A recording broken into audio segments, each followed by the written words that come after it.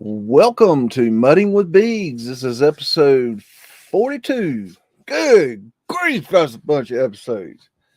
Actually, it's all the episodes of just mudding that weren't live before that. I don't even know how many. We're getting up there. Anyways, I hope all are doing well. I don't know if I showed you this. I think I did show on a different stream, maybe with Luke, my new piece of orgonite. And it is a water charging orgonite.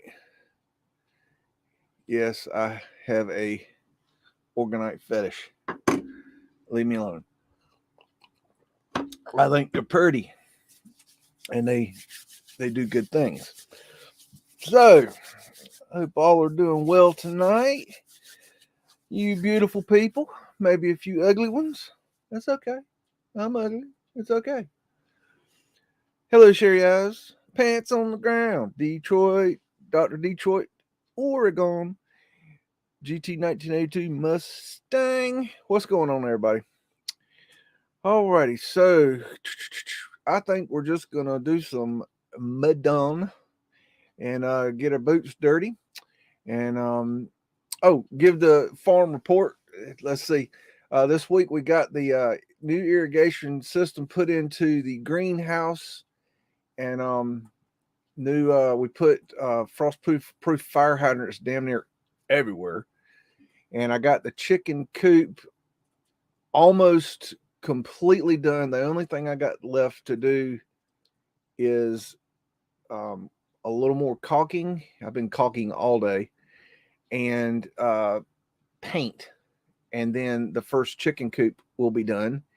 I got to build the feeders, and the other guy, I got another guy. He's doing the watering system. So first chicken coop is just about done, and when I get it up and going, I will take pictures. And got word today that the baby emus are on the way, and the peacocks are coming. And what else we got going on the farm? I think that's about it. I got a two ducks. There's like 100 ducks, or I don't know, 100, at least 100. I don't even know, ducks on the farm, and they just wander everywhere. They're like wackadoodle. And but anyways, there's these two ducks, a brown one and then like the green headed mallard one kind of, and they have been hanging out up there with me where I'm working, which is weird because they're separated from the rest of the ducks. For some reason, they like it up there where I am. I'm not sure why that is. I just think it's interesting that they did that. And also, what else we got? Oh, and Boss Man was supposed to get me a new John Deere. I don't know what you call it, damn thing. He told me what it was, but it's like it's a UTV. It was a diesel powered long bed UTV. John Deere with it for working, moving around and everything. It's kind of like a big ass gator, little mule kind of thing.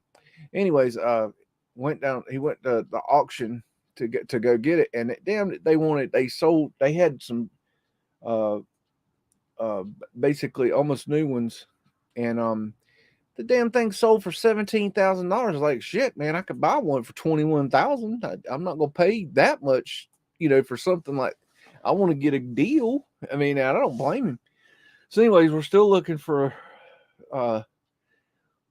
we need a bigger version. So in the meantime, he bought a Kubota, Kubota 4x4, like a Gator style.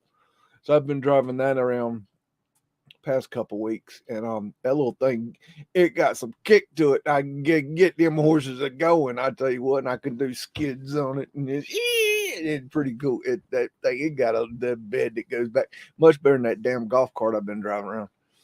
So anyways, got that. But anyways, I know y'all don't give a damn about that, and that's okay.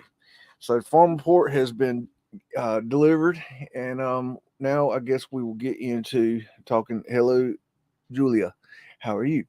And we will just go ahead and get into see what I got pulled for tonight. Lord knows what I have in this folder. It's just it is what it is. 1904 World's Fair exhibit construction in Department of Agriculture. Got to get I have to hold my, I've got these trifocals and I've got to hold my, let me get my thing right here. I know y'all are like, what the hell is this fool doing? I got to get my trifocals right. I got to look at it just right, or words look very strange. So anyways, I got my eyes going here. Okay, anyways, this is an exhibit for the Department of Agriculture. And I tell you what, I've done a lot of work in conventions, and this right here is like just ridiculous. I've seen some really cool exhibits, but for this time frame, 1904, I don't even think that in today's time frame that we would build something this elaborate. But I don't know. I mean, it would cost stupid dollars. Look at that. You can see how it's framed on the, they use this as the foundation here. See, I got that 4x4. They're using that as the foundation. Apple butter. That is good. Now, that is good country food right there. Apple butter. Put apple butter on a butter biscuit. Now, that is some good vittles, let me tell you. Phoenician wave. Worker looking like he's doing something. Probably not. This guy. They're probably finishing this out, is what I'm thinking. This is what I'm thinking at this point. H for agriculture. I don't know. What's the H for? Horticulture. I don't know. What is the, I don't get it. Anyways, this must be a controller. I got a finial doohickey up here. There's a nice arc light right there, in case you need one of them. And look at this massive framing. It's just, oh my goodness. I know that was hard. Anyways, I think that's about the deal of that one. Got 1904 World's Fair, Louisiana Purchase Monument. And this is a photo manipulation. And they have started to vanilla sky it, or whatever you want to call that. But you can see back here in the background, there's this is really weird because see this, okay, this right here has been vanilla skied. I hope y'all can tell that. Okay, very obvious to me. And then here they kind of, no, it's been vanilla skied here, but then it's got this like other thing going on. It's almost like they added something to, I don't know. It's what I'm trying to say. Okay, speak English, Biggs. Okay, so it's been vanilla skied, and then this stuff you see behind it was added. That's not the vanilla sky. What I'm saying is this isn't what the gray here is not what was originally there. What was originally there is different. You can see it right here. The original gray is right here. Well, that's interesting. Phoenician wave with a T. What starts with a T? I don't know.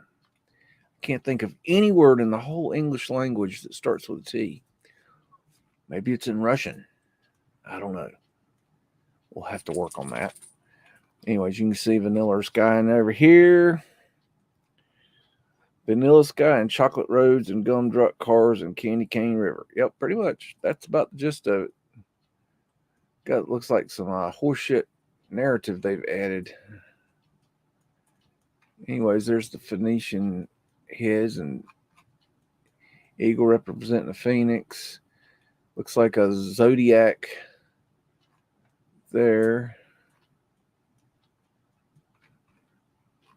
Looks like Lady Liberty. Diana, maybe? Anyways, 1904 World's Fair, Missouri University exhibit of Thomas Jefferson's tombstone.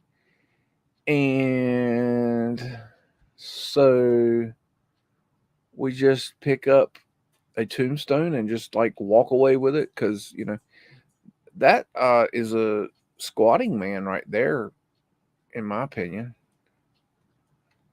I do believe. So anyways, let's see if we can read. I can't really read any of that. Let's see. Something was buried. Thomas Jefferson, author of the Declaration of American Independence. OT? I don't know. Something. I can't read it. Or religious freedom and I don't know. I can't read it. The University of Virginia. I don't know. I can't read it. I just thought it was weird that they would have his tombstone just kind of out. I wonder what these little doohickeys are. Those are odd. I don't know what those are. Those are very strange. Okay, what else we got? Some kind of weirdness over here. I don't know. It's like a mud flutter on the wall. It's an obelisk. I don't know. I just thought it was weird. 1904 World's Fair, statue of pioneers seeking shelter by Solon H. Borglum. Some shit like that. Pioneer seeking shelter. Anyways, it's Vanilla Skied, as if you probably couldn't tell or didn't care or didn't see it or did see it or couldn't see it or are blind or... Anyways, it's Vanilla Skied. It's not a chemical process, as some would say. 1940, Chicago, Illinois, tram tracks construction, State Street subway. And this is the what they call this in construction terms is cut and cover. Write that down. Cut and cover. Like you cut your hair and you cover yourself when your pants drop. Cut and cover. And what that means is they dig the ground up, dig, and then they cover it with a road, a viaduct, a whatever. They dig and put a subway down there, but they call it cut and cover. And you see, this is the same type of construction that we see in Atlanta with your I-beams covering over the center of a street. So anyways, I thought this was interesting because it shows the process of that. I think this is kind of my ponderings of the moment, is that the subway constructions are cover-ups for installation of viaducts. And what they would do is say, oh, we're going to run subways all around the city. And so nobody questions what they're doing. Oh, they're just working on the subway. And they don't question why there's so many roads being dug up. There's no questions to it. So I would look into the history of viaducts, subways construction, cut and cover construction in your city if you have subways. I would put subways down as a red flag for cover-up operations. And this is just a little gem I ran across, and it's in an old-ass book, and blah, blah, blah. It's got, our T word written on the top of it very prominently. So I thought that was interesting. And also I thought it was interesting, Cena instead of China. I thought that was interesting. But anyways, this was in an old book. I don't know if you guys seen this one before, but I thought it was cool. It's like we got some kind of Jesuit jackass over here. And this is I think this is the artist, if I remember correctly. This might be the name of the image. I can't remember. I had this information. I think I posted it on Instagram. So, anyways, go check out Instagram. Fred, the horse that built America. Hello. CJDV. Hello. Kevin Butler. Hello. And here's another cut and cover operation. Of course, they call it a subway construction, but it is, exactly the same as a viaduct construction. So, I'm starting to find some things like this looking in different ways. I will tell you that you're not going to find it looking for viaducts. Atlanta is an anomaly. Basically, they fucked up. I think they just thought they could get away with it. That nobody would ever notice. But well, I guess somebody did. That damn BEAGS, son of a bitch. A favorite amusement at Shaw's Garden. Now the Missouri Botanical Garden. So my understanding is that this gal would walk out on the lily pads, and she would play her instrument, and for the tourist and stuff. So that's kind of interesting. But then again, this could be, now this is just what's written in the histories. Now this could be, a photo manipulation. They could have easily photoshopped her in there. But the stories that were with the picture stated that they would do this for the tourist. That's some old school windows right there.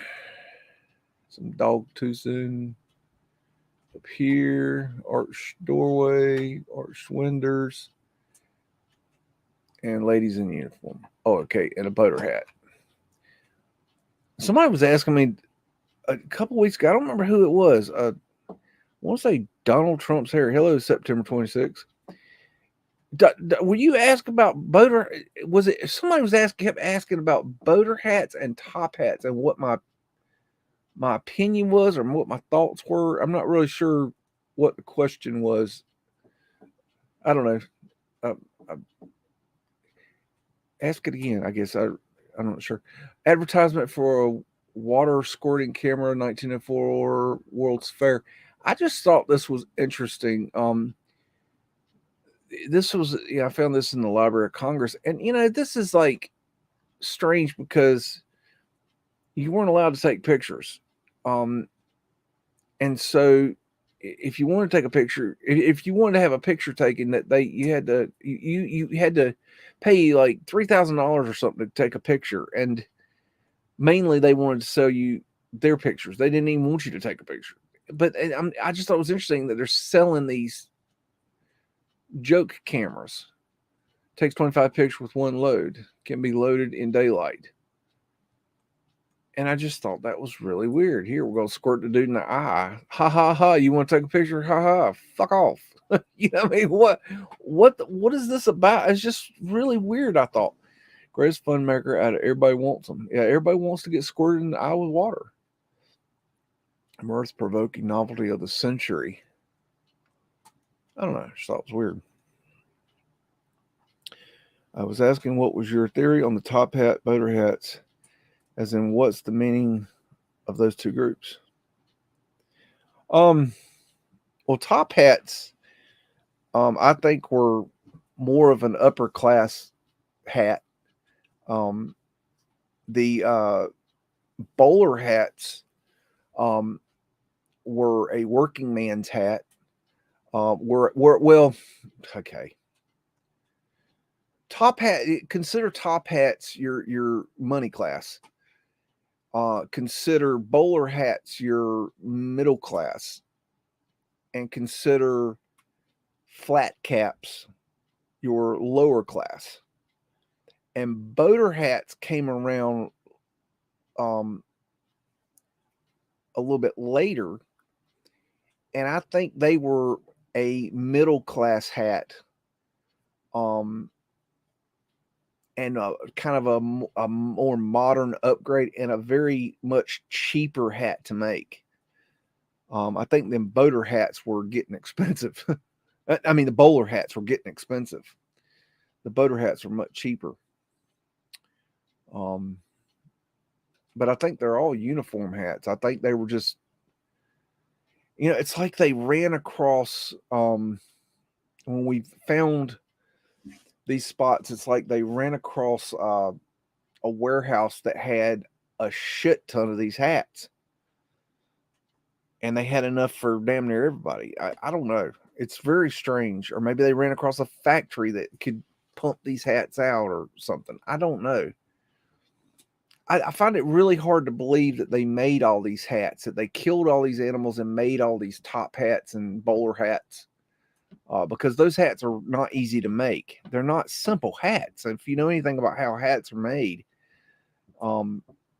they're not like a flat cap is made out of material. That a bowler hat and a top hat they're a whole different monkey. They're next level kind of thing. I don't know if that answered the questions.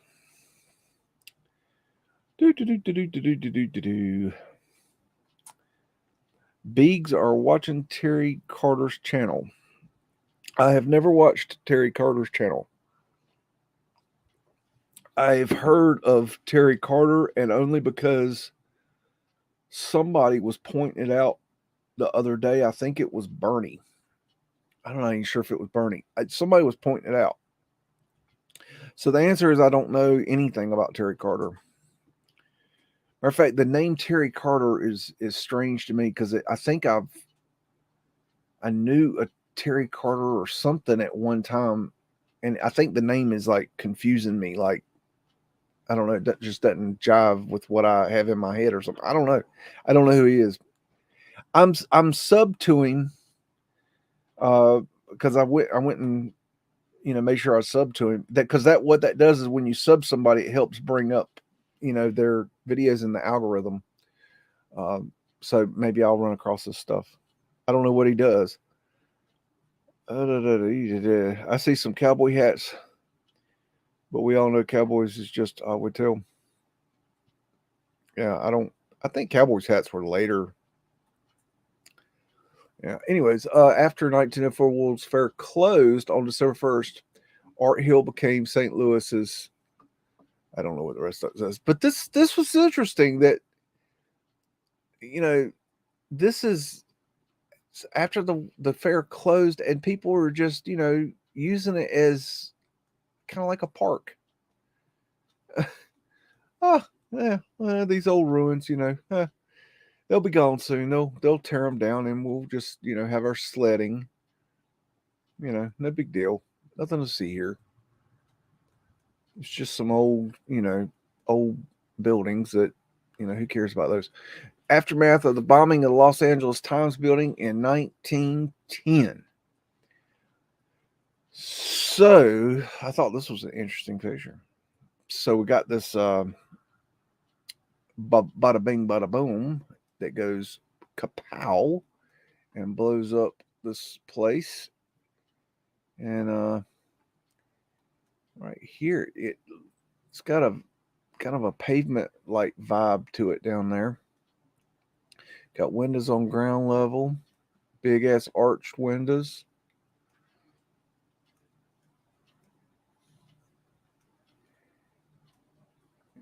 It looks kind of vanilla sky, but I'm not sure.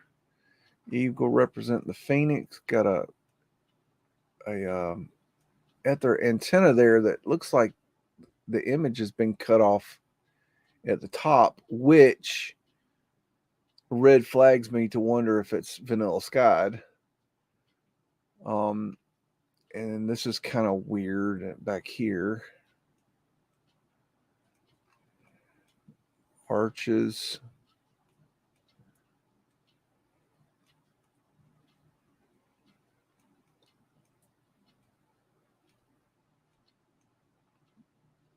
Cool facading. Look at those little swirls there. Those kind of look like, no, I don't think they are. They kind of look like it. I like looking at pictures like this because sometimes you see anomalies, things you shouldn't see. This is interesting. Look, you can see it has a basement right here. Clearly, the bomb didn't blow a basement. You know, it didn't create a basement by blowing up. So that's, you know, that's interesting. Look at this dude hanging out on the roof.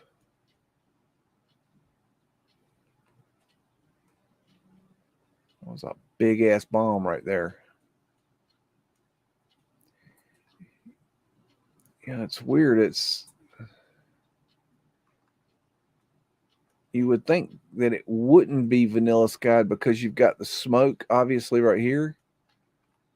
But you know, if you go in, you see the pixelization right there. I mean, you know, that could easily have been manipulated. So I don't know. I just thought it was interesting. A London tram passing over cut and cover. Cut and cover, there's that word again. And let's see, cut and cover works during the construction. So, you know, they're running this trolley on the right above what they're cutting and covering. And you can see they've got these beams up here and all this going on below ground. Kind of hard to see anything, but I just thought it was interesting. Sunlight soaps. Lightens work. I don't know. Thought it was kind of interesting. And let's see. Sounds like a fishy story. Yep. Vanilla Sky brings UAP channel to mind. Is the channel still up? Yes, Douglas's channel is still up. And yes, Douglas coined the term Vanilla Skies. Hello, Christopher 1990 and Elusive Truths. And we have oh gosh, I cut off the name of it. Varick Building, Broadway and Park Place, 1922. So, anyways, got ventilation to the subway right here, and we got pavement light right here, and there's a trap door here to the underground, and it's possible that this is pavement light right here, and even though you can't see it, the reason I'm thinking that is there's a darker line right here in the exact spot where if they did put pavement light in, you would have a darker line. So it's very possible. And this could be pavement light too, but it's hard to tell. There's different kinds of pavement light. Okay. Like this one right here is a different kind than this one. So if you're going to understand pavement light, you really have to understand them all. This is a coal hole cover with pavement light in it right here. Those are pretty rare. See, this is pavement light right here. You can see this framing here. Some had the metal frame and some didn't. Just depend on the brand that you got and, you know, the year that you got them and stuff like that. There was a lot of different. There was a lot of competition for pavement light. There was a lot of pavement light sold. If y'all really had any idea how much pavement light was sitting on the grounds, it'd blow your mind. It was everywhere. And that's why I like showing these, pointing these out, because it's gone now. I'd say probably 90% of the pavement light is gone now. It is very, very rare just to find it now. So anyways, and pavement light is glass sidewalks that allow light into the underground, in case I didn't explain that. And then speaking of underground, We have an underground drop in right here in case you want to go down to the, underground. And got another one over here in case you need to go in twice. Get your lunch there. Your arched windows there. We added the fire escapes. I don't think they used fire in the buildings in the old days. So I think that's, that's why we had to add these things at their antenna right there. Oh, I can show you this. Let me see. Get down to the bottom. Okay, you can't really see. Okay, there it is. Right. I think it's there. I think right there is what it's a fire connection, and they would attach the pumper here, and it would pump up to the top following this pipe here. Okay. This is a later addition, and then they could have water on the top of the roof to put out fires. These are part of a wind catcher here. Architectural urn right there and there. And there and there. Like a fleur-de-lis. It's a weird symbol. Kind of, got a real clear shot of it. It's kind of weird. And he's up here smoking a J, and got at their antenna, Phoenician shell, some kind of doodads on there. I can't really see. Of course, we had our signs. Got to have signs. We like signs. We're big into signage.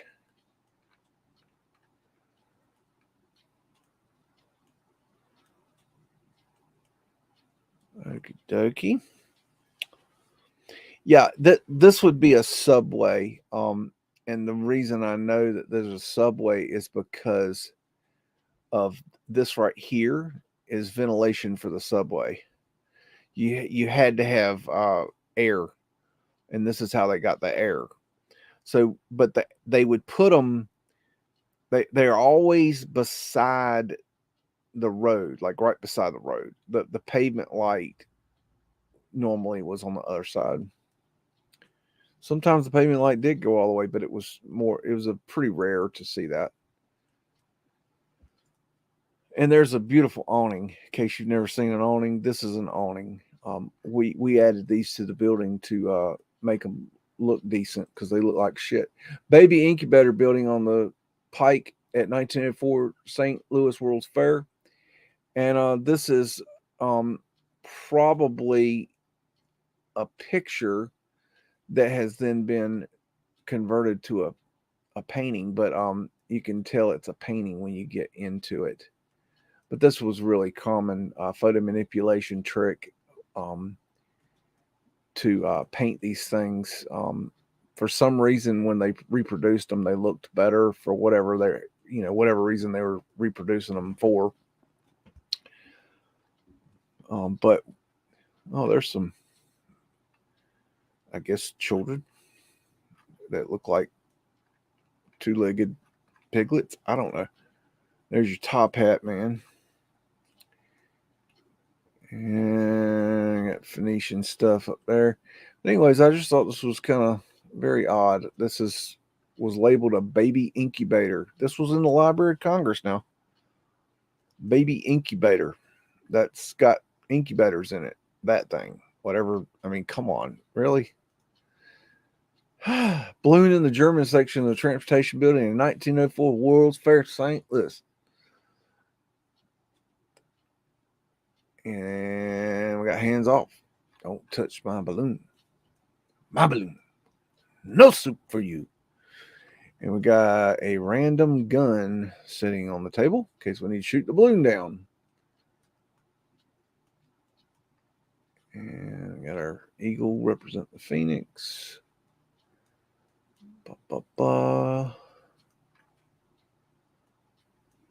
So, anyways, that was kind of weird looking. And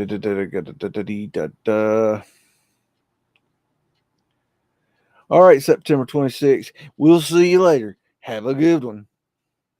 Let's see. Bank of Commerce, Broadway and Olive, Southeast Corner, St. Louis, 1903. And let's get into it. Got some arc lights. Got a, this is really kind of weird. There was I guess, a building here, and then they tore the building down, and you still got the sidewalk, and you can see underneath the sidewalk, which means this is a vault. And then you can see over here, it's got the steel for the vault, which means, and then it's open right here, which means this probably was pavement light. And this would be a retaining wall here. So this is an interesting glimpse into how the construction of the pavement light and the vaults were constructed. So that's a really interesting image. Got Boater Hat Man, Ghost Lady, another Boater Hat Man. Trolley. Mudflood windows, in case you need them. Got pavement light right here. You can see that dark line right there. Right across there, that's pavement light. And it's right here too. And you got something here, quite possibly could all be pavement light, but I'm not sure. But you see the discoloration there? That means there's something going on there. But I can't tell you exactly what it is. More Mudflood windows over here in case you need those. And we got angels having an argument. I don't know what they're arguing about, but big ass arch door. Dun, dun, dun, dun. Well, let's see. Let's back up. You can get lost in these buildings. These are prism glass, and these were sold by the same companies that sold the pavement light, and they were little prisms on little 3 by 3 inch square, or 3.5 inch, I think it's 3.5 inch square glass panels, each one of these little blocks, and each one of them had little prisms on it all the way down. And you probably had, I don't know, 20 prisms on each little piece of pane of glass, and they would shoot light. The light would come in from up here and hit that glass, and it would shoot it into the building. It was a way to add daylight into the building. And here's pavement light right here going all the way up to there. So there's a little bit of pavement light in case you need some of that. It's probably not there anymore. And this has obviously been vanilla sky. As you can see very clearly that there is a building on the right hand side of the screen, and then the building disappears like a fart in the wind. And then we have facading, stoneball finials, and obviously been vanilla skyed, Phoenician shells, beautiful awnings. Love an awning, so pretty. And we got Tartarian lions in case you need to know those. And what else we're going to find? Got a Phoenician head. More lions. Architectural urns. Windcatcher cupola. Ether antenna. What else we're going to find? I don't know. I never know. I just throw them in this folder and y'all get to see. Bank of New York building, 48 Wall Street. Something Colonel, I don't know, William Street. Corner of William Street. Oh, okay. 1922. Let's see. And we got Ghost Man. That would make a cool record cover. We got drop into underground. It looks like possibly there. These could be coal hole covers right here, I do believe. And let's look at that stone facading. Okay. And this is a coin. The corner, and that's with a Q. And let's see. Big ass doors. Very unnecessary. We have ventilation to a subway. These are probably Pavement light right here is my guess. But it could be Grates because you see how the color matches here. But 1922 really is kind of late for the Grates. The Grates were the original Pavement light. They put down Grates, and you know, they were hard to. People dropped their keys. People got their shoes hung in them. They sucked. There's a drop in, and that would be into going into the subway. Got some ghost folk here. Got a nice little drop-in door here. A little stumpy fire hydrant. It's interesting. A little arch doorway here. Looks a little short, if you ask me. Let's see, little Taurus fields, little shamrock. That's a cool facade right here. Yes, it is.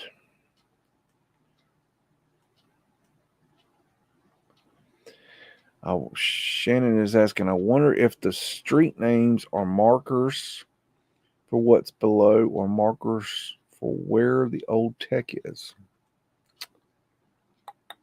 Huh. Well, I mean, Wall Street was originally, you know, part of the Starfort Wall. So there's a possibility of that being correct. But I think it would have to be taken on a case-by-case basis to really understand, you know, to get to the truth of that. But you're onto something there. Architectural urn, beautiful awning. Look at the quality of that. I mean, it looks like an eye, you know, a droopy eyelid or something. I don't know. It's beautiful. And we have some interesting stuff up here. Can't really see it too good. Ether finial, ether fencing. There's another ether finial. And that is how they would collect the etheric energy. And then the energy would be stored in the bricks of the building. And then they would use it for who knows what. I don't know if they had TV or not. Okay. If what if there was a possibility of some sort of what if for some reason all plastics were to disintegrate before our eyes all the way around the world, right? What if? Okay. What would be left? just ponder that thought for a minute.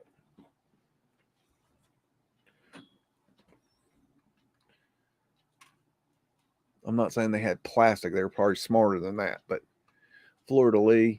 But you know, it's something to ponder. You know, what if plastics disappeared overnight? What if they just disintegrated and went back into the earth? Big mound during destruction, the last of the big mound, St. Louis, 1969. I've got a set of these pictures, and I'm just going to kind of flash through them. But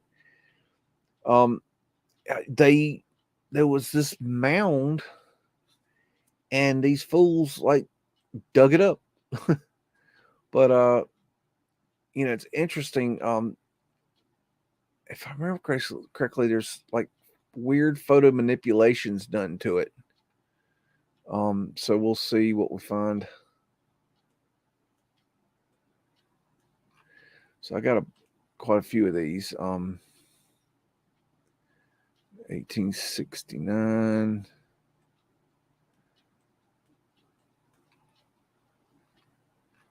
I mean, these backgrounds are just really odd looking. I think some of them were obvious and some, like, here's one that's more obvious. You can see something's gone on here. They vanilla skied it and then added in or something. I don't know. This area has been vanilla skied 100%. I don't know if this has or not, but this has been vanilla skied. And then you got this right here, which is kind of weird. I don't know. It's almost, I don't know. That's very strange. I don't know what to say about it. And there's a, oh, okay. His legs are, okay. So, anyways, that's Fred. If you don't know, Fred is the horse that built America. So basically, they loaded up all the buildings on Fred and hauled them in and to build the buildings. Here's another one. You can see they've done some sort of hanky panky mojo here. I don't know what you would even call this. It's almost like they've roughed it up to make it look like an old photo. Which is strange. It is an old photo, so why would you rough it up to make? I don't know. And these are obviously fake. 100%. There's no question. This is undebatable. Those are painted in people. That looks painted in. I don't know about that. That guy could be painted in. That guy could be painted in. I'm not sure. Hell, all these guys could be painted in. And I'm really got my eyes focusing in on it. I don't know. I can tell you 100% those are painted. Those aren't people. Those aren't real people. Or they've been painted over. All I know is it's bullshit. Big Mound. Okay, here's another. This is earlier, I guess. When I get a chance, I'll add these to the description. You can go look at them. Look at them yourself. And that is just creepy. Reminds me of like Slender Man or something. I don't know. This is just strange photos. Why are you digging this hill? What is poor Fred? He don't know what the hell's going on.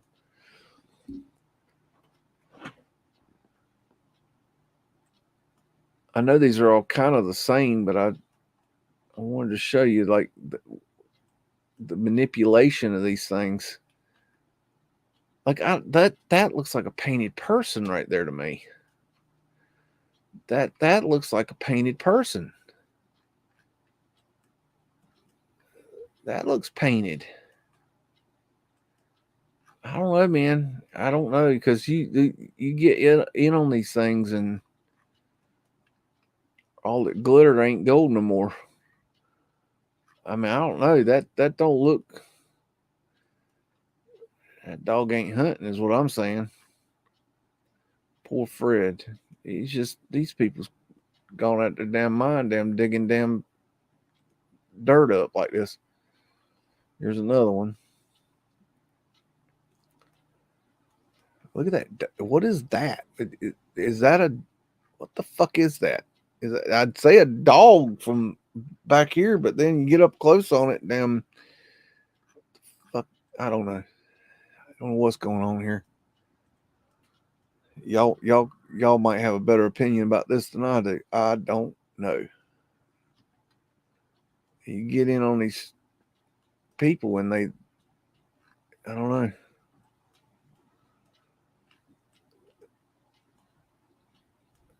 Very strange. And I think, this is kind of important in St. Louis history for some reason. I mean, look at it's obviously been manipulated. That's not original. That's not part of the negative. That somebody has done this shit intentionally. To what end? What you got Fred here, still wonder what the hell's going on, and you got the children of the corn here. Damn, that's super creepy. What the freaking hell's going on here, y'all?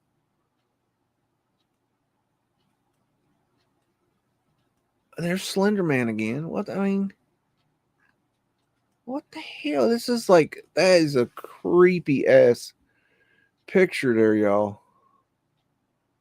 I don't know. Oh, okay. This is the last of the big mound. He knows what's going on.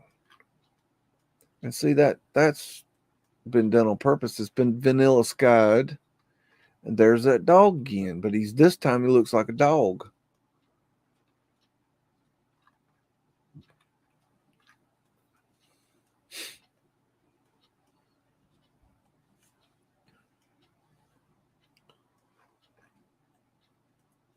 Oh, wait a minute. No, there's the weird dog. There's two dogs. Huh, there's Fred. What this creepy dude's doing. You can see it's vanilla skied. I don't know. What the hell is that? Is it facing forward or backwards? Oh, that's creepy. Okay, I gotta get out of that. What's going on there? I told you I had a few of these. There's Fred again. Oh, farm report. We sent the horses to training and to be ridden. Leroy, he's like a Clydesdale. I don't know what kind of horse he is, but he's akin to a Clydesdale. He's a big son of a bitch. Leroy, he's coming back in a month or so. His training, he was pretty easy to train, but Ajax, he's like one of these. I forget what kind of horse he is, but he's a very he's like an Arabian kind of horse. I don't know, something like that. Some fancy. I don't know what he's fancy, but they've got to keep him for like 5 months to train him. But when he comes back, not only is he going to be rideable, well, Leroy's going to be rideable when he gets back. But here's the children of the corn, by the way. But he's going to be able to dance. They're training him to dance. Do that like, oh my goodness, I just don't even know. So that should be interesting. So might have a dancing horse coming home. I don't know. We'll see. This is a very creepy picture. What the hell is this line right here? What is? Look at that line. Like somebody added that. Why would you add that? That's so strange. I don't know. I guess this is closer to the beginning. Yet they've still manipulated. It's been vanilla skied.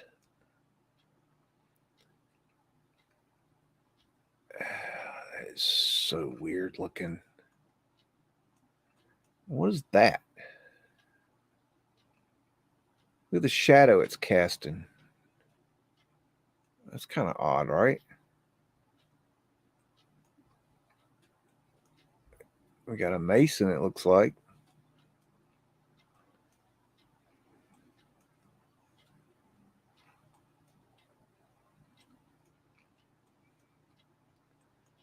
And there's just a random street lamp, here.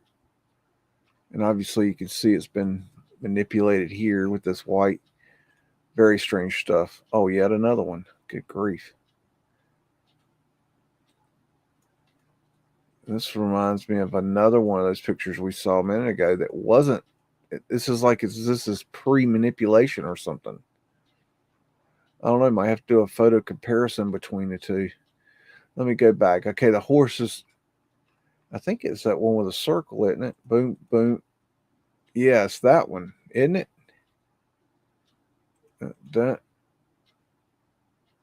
That's interesting. Okay. I guess we're almost done. And you can see they've vanilla skied it. And I'm sure you're getting tired of looking at this mound of dirt. And this looks more like a print here. Anyways, we've got a bird's eye view of Great Lakes Naval Training Station 1917. And Dr. Detroit, I do believe you sent this in. Yes, I do have it labeled as such. So thank you, Dr. Detroit.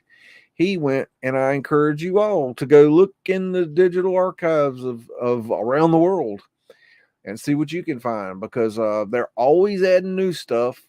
There's many digital archives that I've not found yet. I'm always finding new ones, and you never know what you can find. So see what you can find, and if you'd like to, have them on the show, send me a link, and we'll put them on the show and give you a shout out, and you can join the show that way. So we got some big old buildings here, big old things. Yeah, we're gonna sleep in the tents because that makes sense.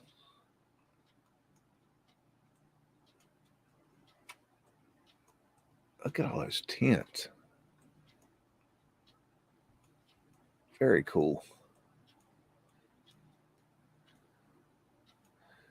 Smokestack. Bird's eye view. Naval training station.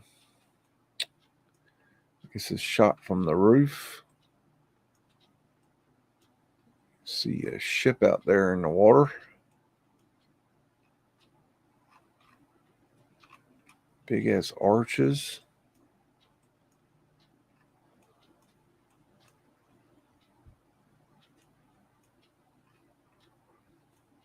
It's weird to have so many tents yet so many big buildings. Mudflood windows down there. That is huge architecture for something like this. Blanky CFT and Coffee Company, 218 South 7th Street, St. Louis, 1910. Cobblestone brick road that is not melted, and we got a coal hole cover with pavement light in it. Those are bullseye pavement lights. And there's your cobblestone brick road, which is not melted, by the way. Contrary to, Meltologist belief that, cobblestone roads are melted. No, they're not. And we have windows going right here. Looks like shining light to the underground here. These right here. Looks like, can't tell if Fred's standing there or not. Either way, it's south end northbound Fred. Either way.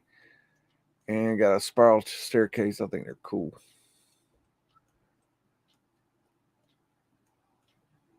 Looks like it might have been Vanilla Sky. Dog toothing. It's got a Moorish look here with this turret on the end at their antenna. And yes, the Moors were in America before we got here. Columbus was a cover story. Arc light.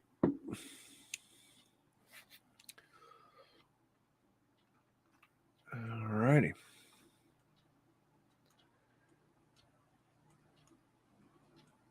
And I think that's about the dealio justio of that. Brooklyn Edison Company building, Pearl and Willoughby Streets, Brooklyn.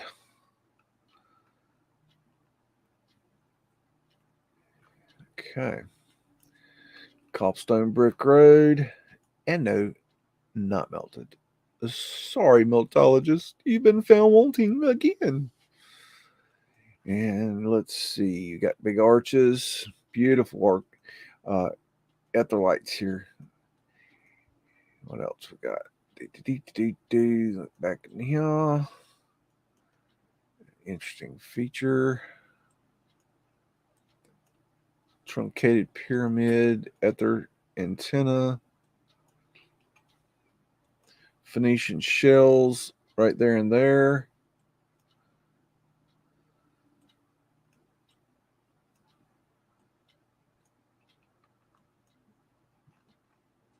Not exactly sure what that critter is right there. Got a Tartarian line here. I'm not sure what this critter is. Kind of hard to see it. Do not know.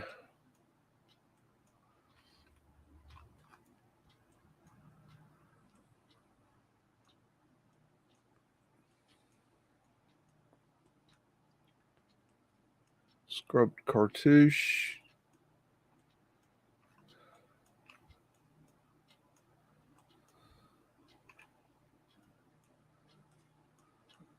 Nice, neat car. Got a trapdoor to underground right here open. Probably a trapdoor there and there as well. Possibly coal hole covers these 4 squares right there on the ground.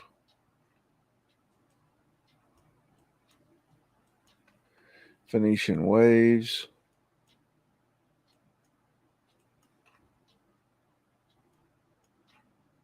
Okay. All right. Let me let's stop for a second. Let's see.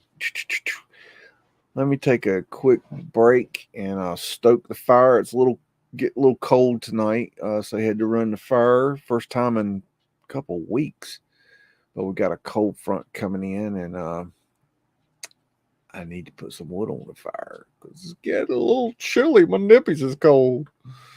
So let's see. Let me find something to let you fine folks enjoy while I'm doing that. Let's see. Let me think. What are y'all worthy of seeing? How about Denny Regrade? That'll do you. What is it? Is it treasure map?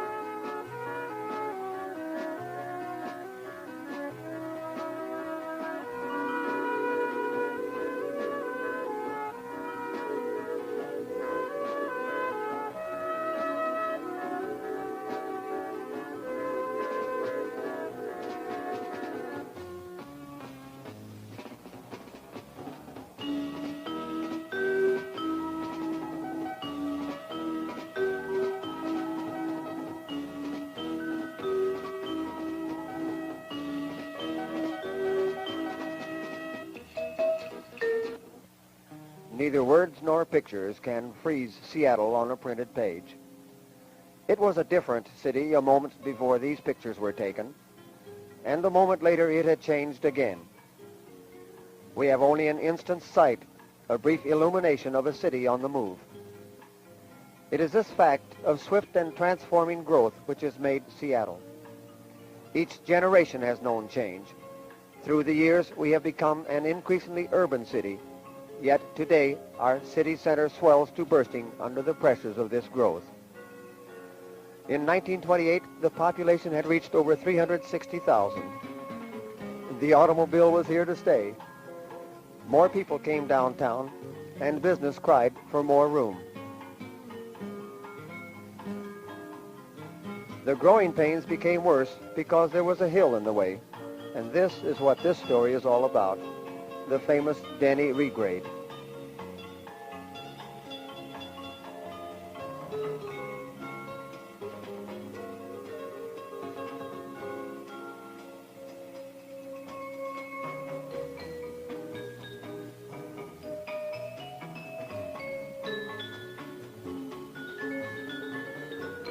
4 years before the Alaska Gold Rush, a roadmap of Seattle and vicinity was published.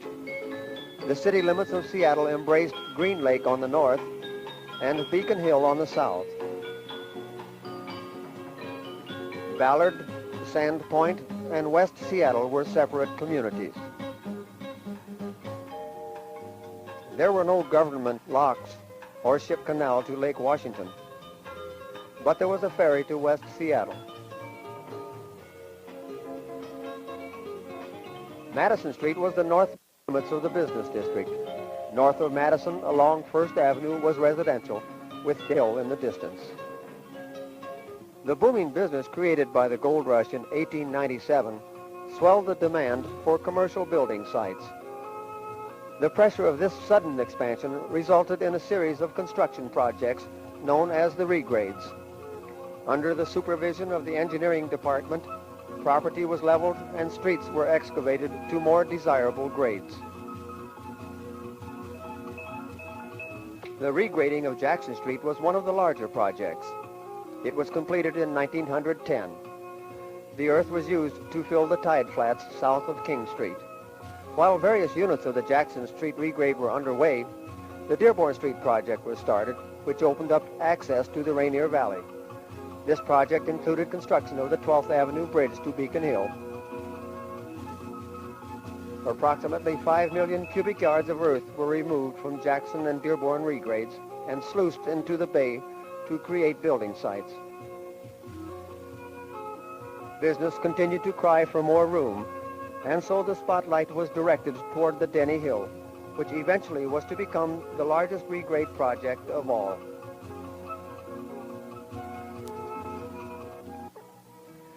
This relief map shows the original elevations and contour lines of Denny Hill.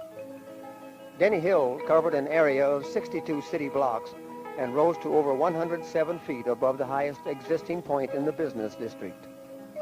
Pike Street was the north limit of the retail district, and First Avenue was graded through to Denny Way in 1898.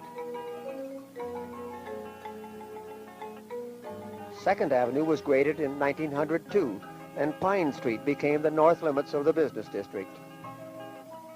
The structure shown in the foreground was the Washington Hotel, a famed but short-lived Seattle landmark. The hotel was built in 1889 and was originally named the Denny Hotel. There were no streets leading to the $500,000 hotel. Instead, guests rode from the bottom of the hill at Pike Street to the front entrance in a cable car.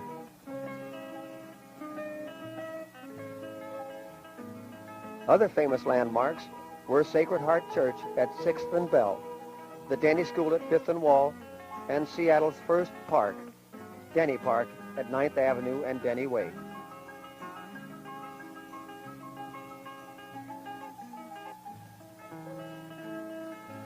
The regrading of 2nd Avenue and Pine Streets in 1902 resulted in such an increase of land values that many property owners on top of Denny Hill began to feel that they could profit if the whole hill were cut down to the level of the rest of the area.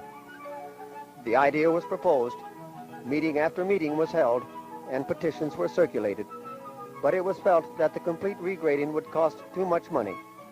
Finally, a compromise was reached and a local improvement district was formed to grade half of the hill. Wake up, people. We back.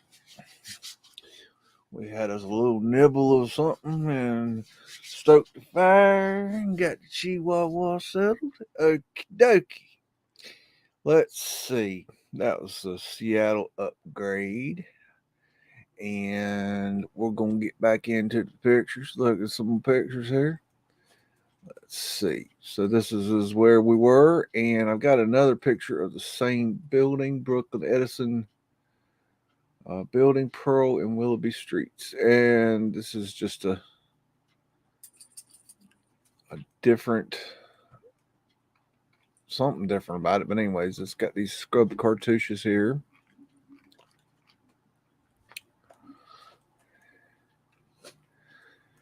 Da, da, da, da. Sometimes you can see different things by looking. Oh, that's a photo manipulation right there. See that? That's a cable going across there, and they've scratched it out. You see it going all the way across there. Probably a power line or something.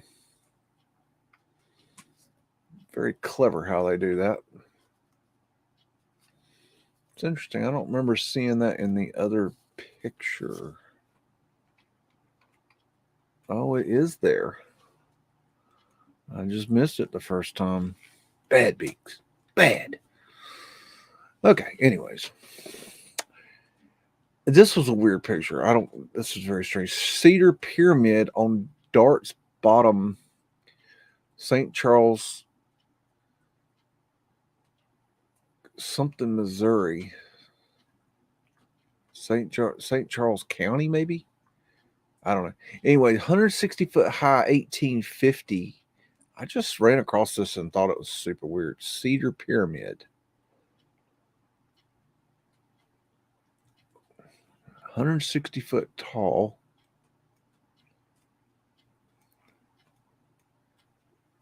Just very weird. Like, I mean, you can tell that this is the tree is here, but then you've got this. What is this? An obelisk?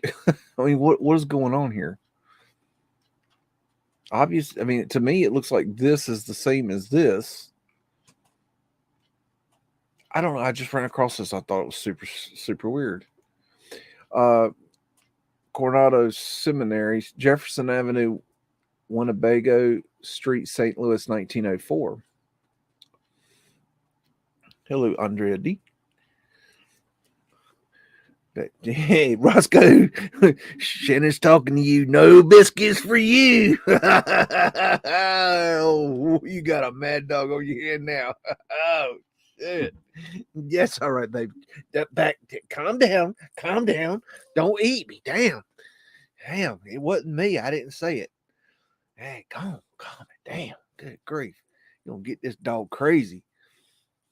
He loves his biscuits. Anyways, you'll get a biscuit. I don't listen to her. She don't know what she's talking about. Hold on. Now, see, now I got to get a biscuit out because I always heard the word biscuit. Y'all gonna have to hold. Here, I'll give you something to look at. Here, look at that. While we get a biscuit, got to have it. Got to have biscuit now that we've said the B word. There you go, baby. All right, dog happy. Okay. See what you started? Got Mudflood Winters right here. Got a drop in right there. Mudflood Winters, more Mudflood Winters, more Mudflood Winters. Got something going on underneath there. It's like Boss Man sitting up there doing nothing. Got a dirt road. We can build this, but we sure can't build no road. It's all right. Roscoe says it's all right, Shannon. He got his biscuit and everything's okay. Of course, Daddy just dropped one. Well, you'll figure it out. Ether antenna up here. There's that three things, big arch, two little arches, and a circle in the center. It's kind of weird. See it all the time. Fleur-de-lis. It's not a French symbol. Well, just put your hands on your hips, mister. Kind of looks cymatic. What are my thoughts on the Cabbage Patch Kids phenomena? Well, there's a clock with 4 1s for your Mandela affected folk. And a bell up in that one. Look at that ether finial. That's a nice one. I've talked about this before, but in a nutshell, ether finial. It's what was interesting to me when I looked into it was the how the if you look into the where did the Cabbage Patch stories come from, and it came from the same stories as the stork bringing the babies, and the stories were that the stork would deliver the Cabbage Patch baby. They would go to the Cabbage Patch and bring the babies from the Cabbage Patch. And what's strange about it, and I actually had a conversation with Soul from Mind Unveiled about this, about the weirdness of this, and we were just talking about how strange it all was. And my point was that I told him was how it seemed like people, like, they didn't know where babies came from, and almost like they were trying to keep people innocent or something. Like in there, like, it was really strange. If you look at the history of that, like, this was like a common thing to tell people that the babies came from the Cabbage Patch and that they came from a stork. I always thought it was something you told the children, but this seems to be like kind of what you told, it was kind of the way things were told. I don't know. It's very strange if you look into it. I don't know how to. I think more research needs to be done into it. These are interesting lights. I don't have a real good opinion about it. I don't. It's not the pictures that bother me. It's the history of the myth. Obviously there's a myth there of this stork and the Cabbage Patch babies, but why is there a myth? What is the purpose of that myth? I don't really have a great answer. I'm just telling you what I told, Soul from Mind Unveiled is these things.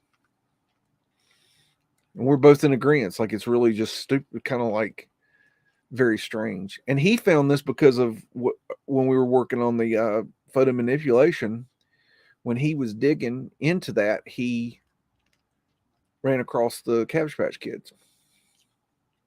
So anyways, if you look at the history, look into the history of the Cabbage Patch Kids dolls, and you can see some of that weird history.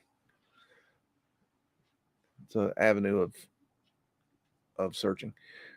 Kennard Building, 25 Broadway at Bowling Green, New York City, built in 1921 or thereabouts before. And we have big arches, mini little obelisk, coins,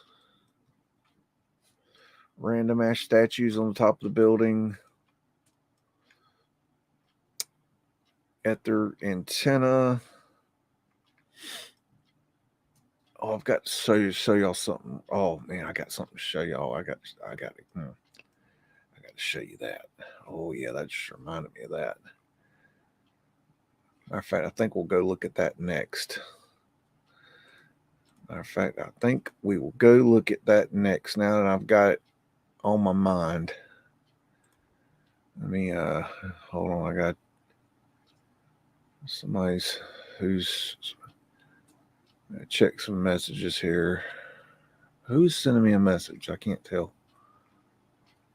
It's too many. Okay, I don't know. Anyways, let's see. What do I want to show you? Okay.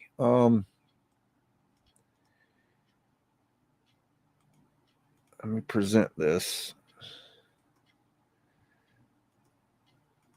Okay, this is a website called highrises.hythacg.com, and it's done by, what is the guy's name?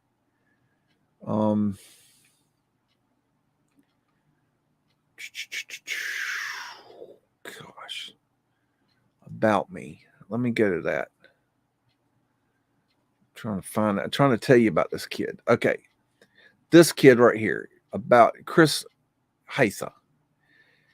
Okay, this kid is taking he's from long story short, he started off taking pictures of old dilapidated houses that are basically old world houses, and then fixing them up in Photoshop to and then sell them as the what is it, NFPs or whatever. Damn, I don't understand why people would possibly buy something that's intangible. Anyways, but now he's doing this thing. He made a lot of money doing it, which still doesn't make sense to me. But he is what he's doing is he's taking a drone and he is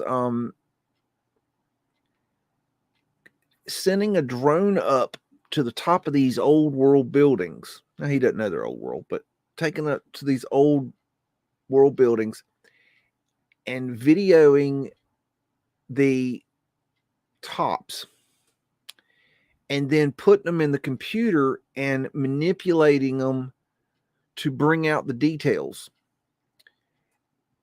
And they're amazing. Now, there's another website. It's probably on here somewhere where he has these where you can pay to watch these drone videos, and they're freaking amazing. I've seen a few of them, but I can't show them to you here. But anyways, if you go to these pictures, let me find a cool one. Okay, if you go to these pictures, okay, on this website, you can zoom in and you can look at the details on these buildings, things that you could never see from the street. And he's trying to document these buildings and the architecture that's on them. And now you have to understand these have been he has photoshopped these to bring out the colors. So they're not true to exact colors, but the detail, it's just amazing to be able to see the detail of these buildings. So this is something that is definitely really cool. But I don't think he's been doing this very long, but this is a project he's working on, and he plans to do a lot, from what I hear. But just some of these buildings are just phenomenal and I don't know why he did it with this, let me see if I can, that didn't do it. Oh, I don't know what I hit. I hit something wrong. I don't know why he did it with this small ass box, but here he's probably got a way to buy this to where you can view it closer. I don't know, but I wanted to share it with you so that you guys could see what some of his work, because I think it's amazing. Some of them are better than others. I mean, like this one right here is just phenomenal. Phoenician lady. Now he's not, from my understanding, he's not talking about old world or anything like that. He's just documenting. He has an interest in the architecture. This is a porthole, so it's part of a wind catcher. But he's documenting these things, and anyways, go check him out. See what you can. Phoenician shell. See what you can find. And I don't know what he has on his website, where it's a different website that has the videos. I'll see if I can find that for you. I have it written down somewhere, but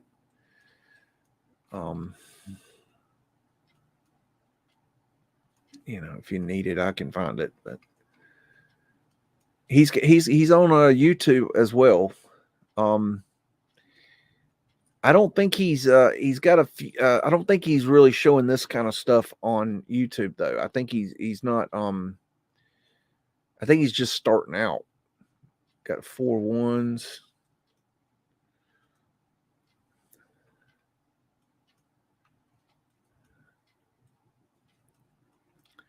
I just think it's really cool. This is something you can't see from the ground.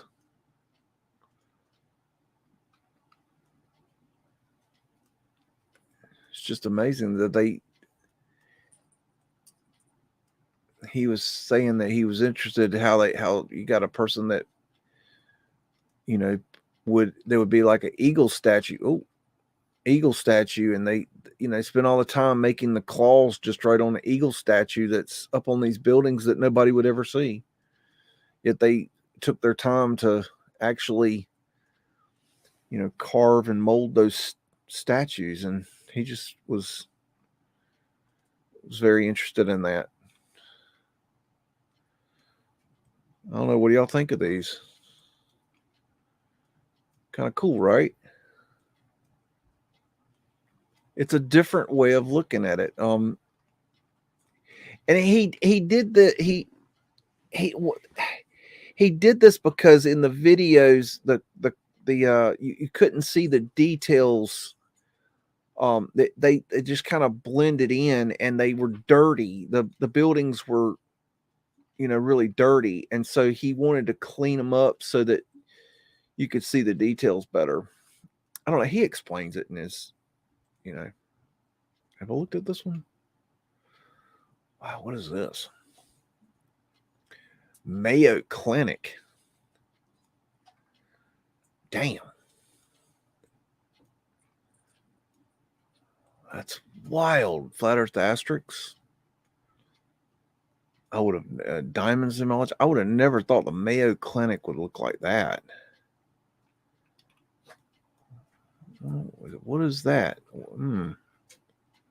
Griffin. Damn. Boom shakalaka. Dang on. All righty.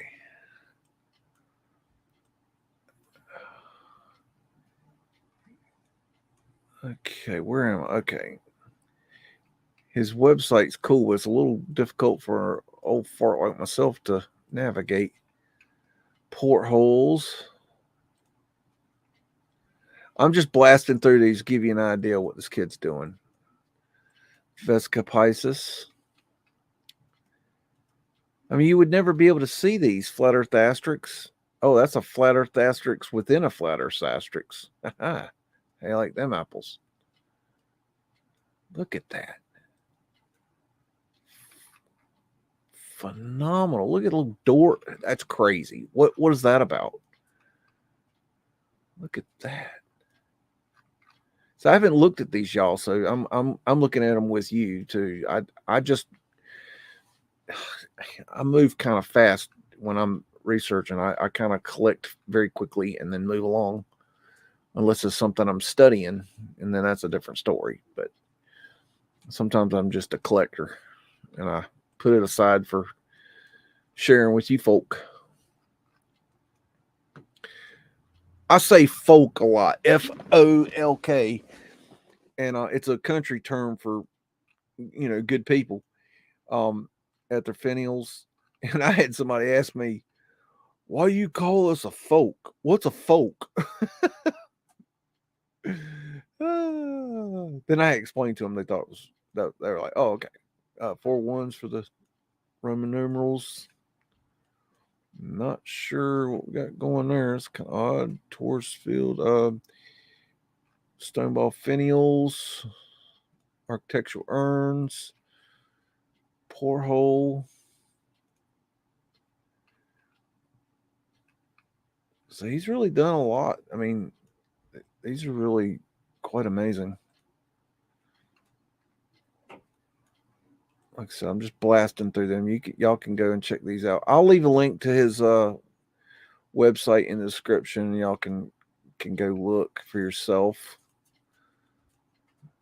Let's see what you can find. That's on Whacker Drive, looks like. Look at that thing. Looks like a cathedral.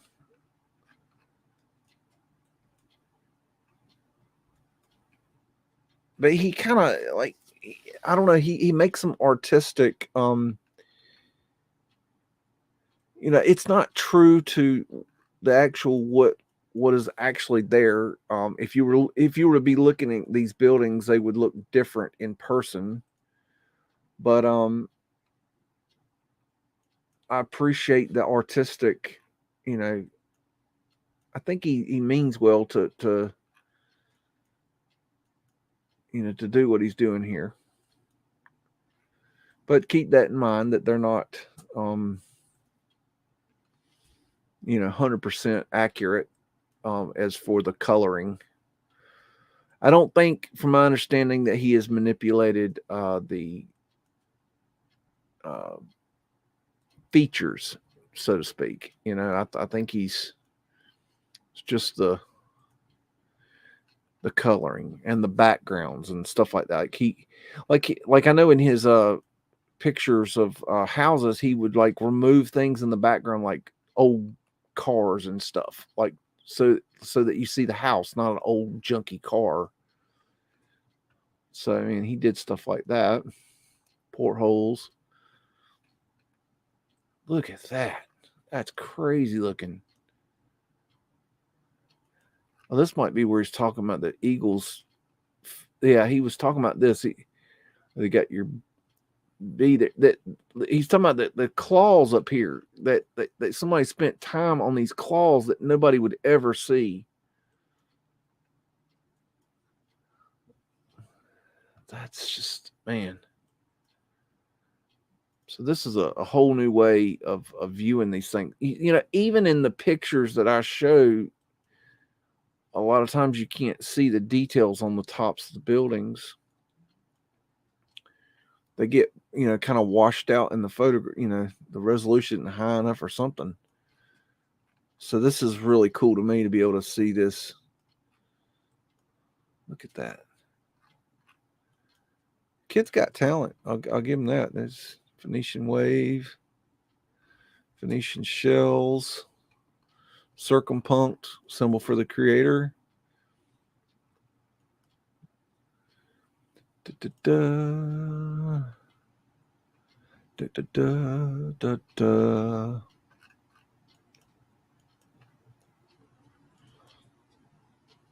Beautiful.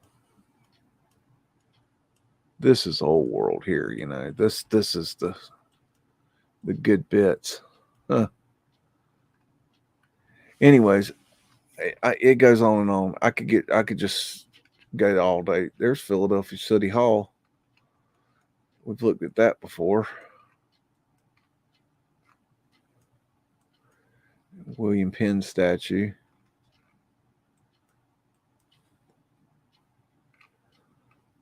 Let's see if there's any other really good ones. Let's see. Kind of hard to tell unless you look at them. That one was kind of cool. Anyways, I'll put the link in the description, and y'all can go. Oh wait, let me see if I can find his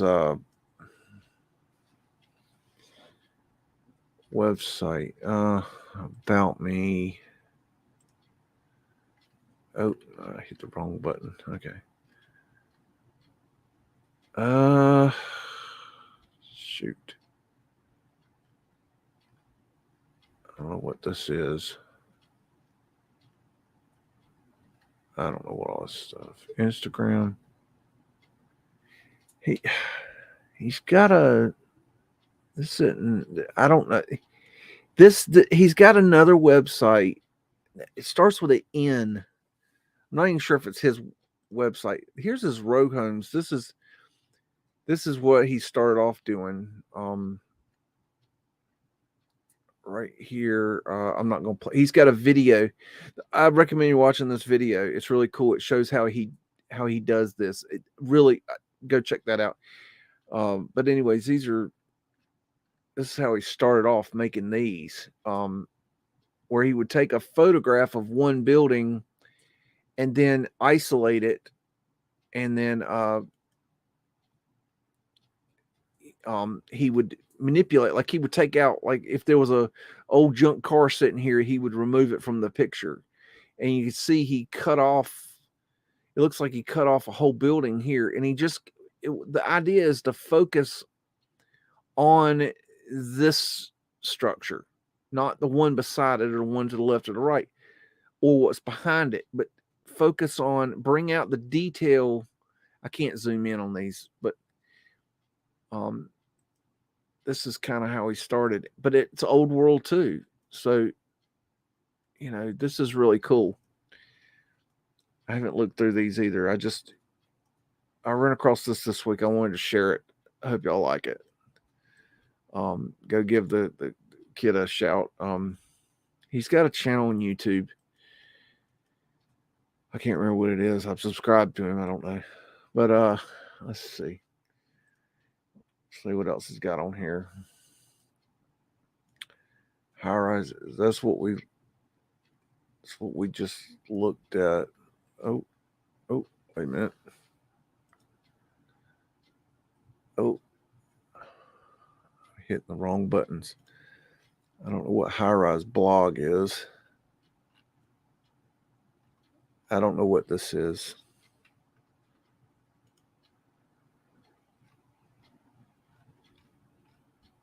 Oh my. I don't know what this is. I don't know. He's got all kinds of crazy shit. I was looking for his website's what I'm doing, if you're wondering. What is this crazy fool doing?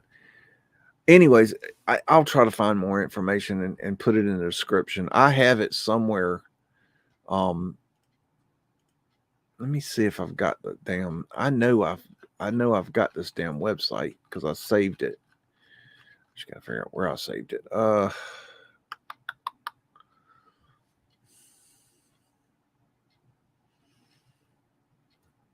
Can't remember what it's called. Jeez. I don't see it. I don't remember where I saved it at. Anyways, I'll find it. I don't know. What'd y'all think of that? Y'all think the kid's got talent? You find that stuff interesting? I thought it was really cool myself. Let's see. Odin's Raven. Hello. Skeptic 936.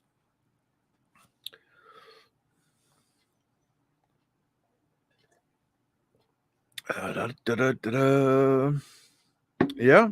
Fact finding mission. Yep. I'd say so. Let's see. Let's I guess go look at some more pictures. Where were we? I think we were here. Okay. All right. This is I don't have a label on it. Oh, this is the Edison building. This is I think I found I found this I found this picture, and it's not high res, but I found it and then went looking for a high res of this building, and I think I found one. But anyways, the Owl Drugstore reminds me of Tartaria. You got pavement light down the front of the store here. Those dark squares there. This is what set me into motion right here. This is just beautiful here. You can tell it's very elaborate. Got statues in the niches. A lot of times they remove those. So maybe we'll run in that picture. This was an enlargement of statue in staff shop for 1904 World's Fair, and this is in 1903. So this is how they make the statues at the World's Fair. And now right here is the miniature version. I've seen this before. They make a miniature version before they make the large version. And then this guy, he makes it looking at that. It's a very weird process. I guess an art person would understand this process better than I would, but I thought I would show this picture because it was just super cool and different and weird. And got entrance to creation attraction on the Pike at 1904 World's Fair. And for scale, there's a man standing right here. You can see him down there. Just the scale of that is enormous. Arc lights. Boobas. And this is the creation exhibit, which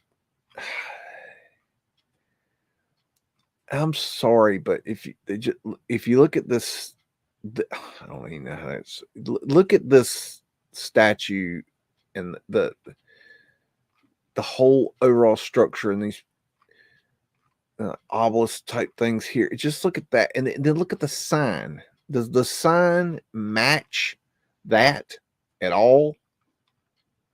It's like a child made the sign to go on the building. It's like, it doesn't even make sense to me, but whatever.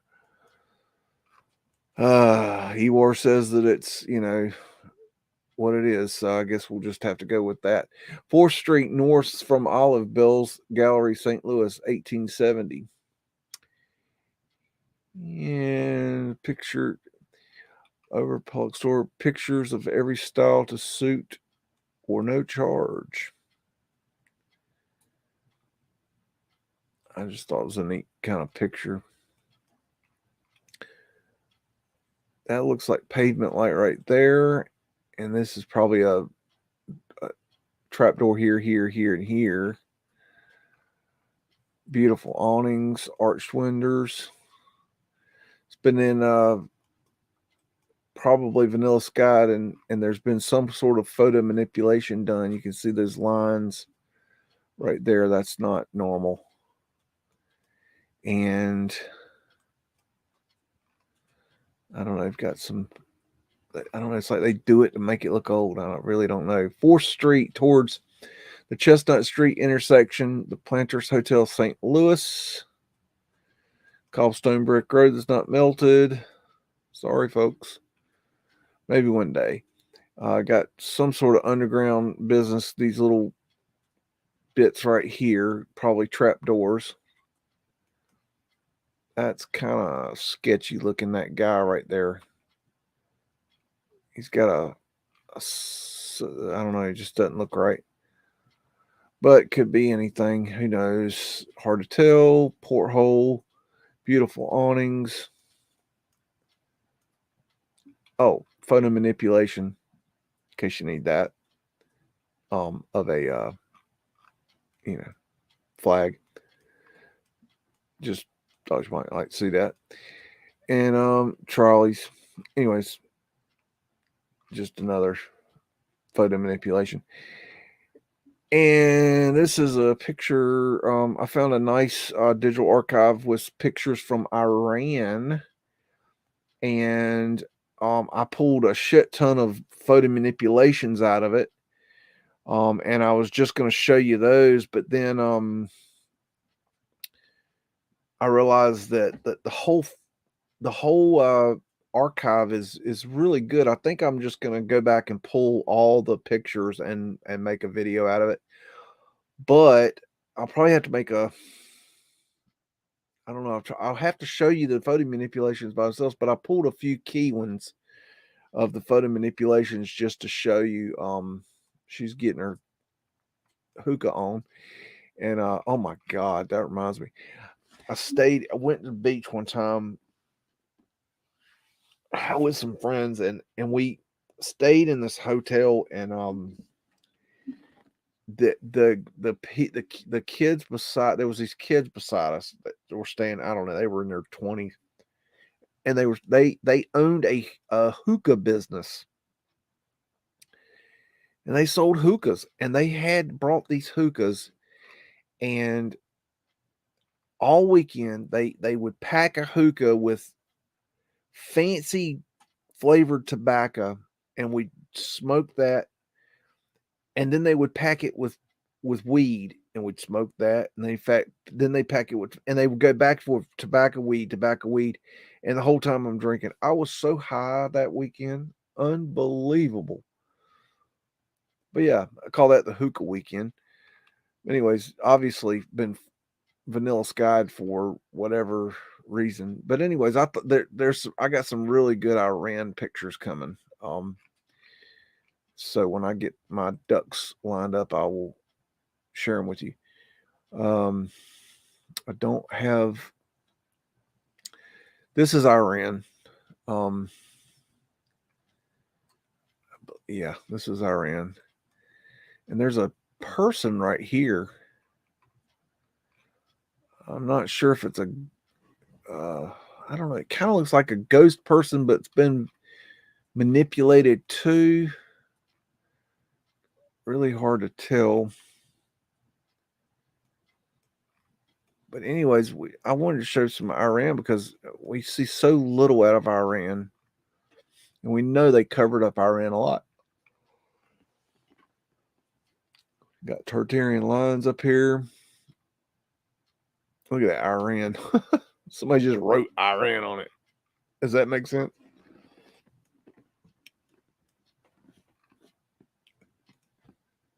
Oh, God. Not this one again. There's your mound again. Okay. I think we got the point of that. Havilland Building, 11 East 36th Street, 1912. New York. Irving, Underhill, New York.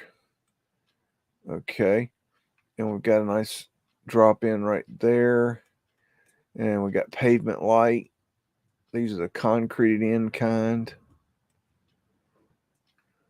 Got a drop in door right there. More drop in there, and there. Always these new trees.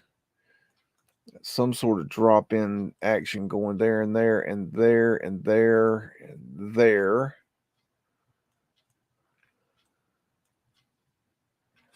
Porthole there and there. Wind catcher style windows there.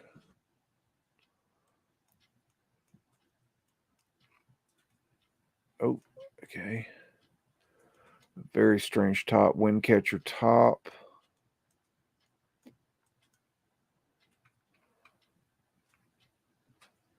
That's odd.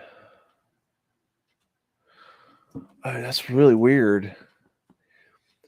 They have blocked out. They've blotted out the sign, but you can read the sign in the window.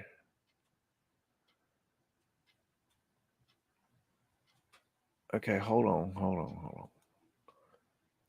Let's try something.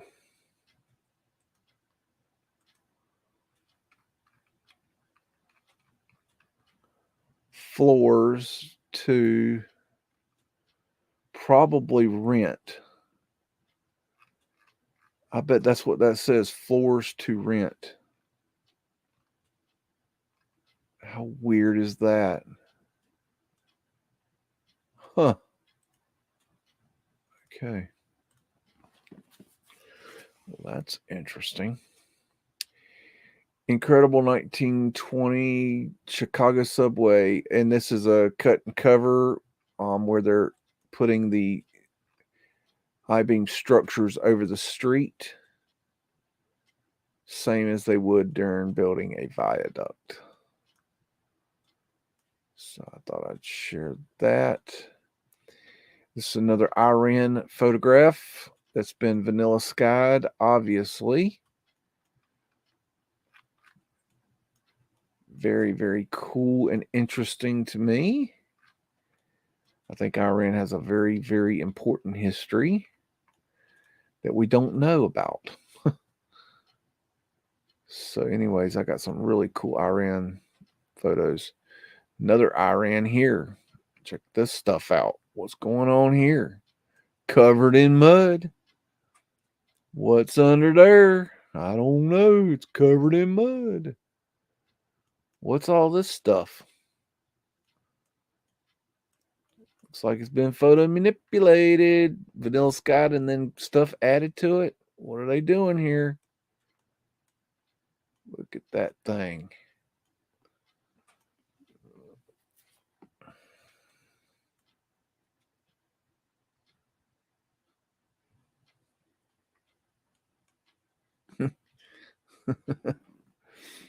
Their energy is the cheapest way to smoke out of a bong. Ah, look at that. What is going on? There's Donkey Fred. That's the donkey that built Iran right there. His name's Pepe. Actually, that would be Mexican. I don't know an Iran donkey name. Oh, that's heavily manipulated here. I don't know. Go figure. This was a manipulation where they took two photographs and moved them slightly, and then someone made a GIF out of it. Just kind of weird. I don't know. Another Iran. Oh, this is another GIF one. This one was so weird. I didn't know exactly what they were trying to do here. But you notice they got these people standing here that have been scratched out. It's very strange. Look at that. This was in the digital archives like this. I didn't make this. And look how it's been vanilla skied. It's interesting to watch the background, how it changes. It shows you things that you didn't know were there. And look how it's been bricked up. I don't know. This is a really weird thing right here. This is how I found it this way in the archive. I don't know. It's very freaking weird. It was a really cool archive to go through. This was another one. There was a couple of, I don't remember how many of these. It's been vanilla skied on the right. But then, like, why is it? It's just so strange. Why would you do this? What the fuck? It's like, that is so creepy. What the fuck? I don't even know. Y'all, I grab this stuff so fast sometimes I don't even look at it myself. Look, what is that? That is super creepy. What is going on there? Okay, I gotta move on. Okay, back. Oh, no, not again. What in the hell? What the hell, man? What? That's so creepy. Oh, totally not gonna sleep tonight. What the hell, man? What is that one? Watch that. Oh, that's so creepy. Oh my gosh, what is going on? I don't know why they did these. These are how I found it. I can't even deal with it.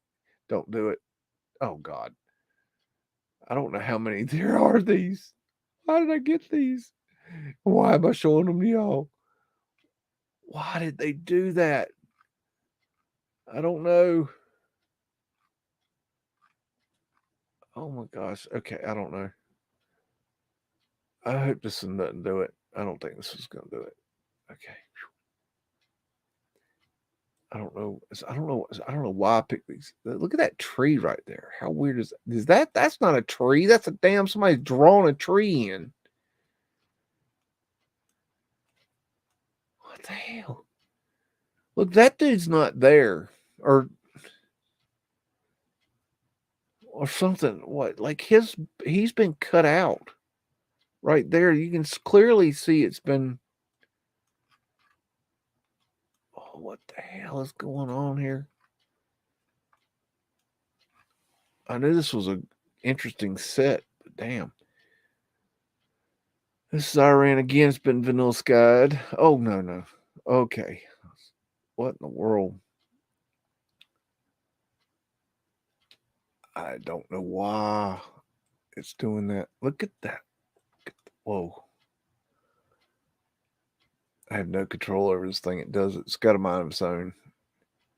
Look at the detail on that. My goodness.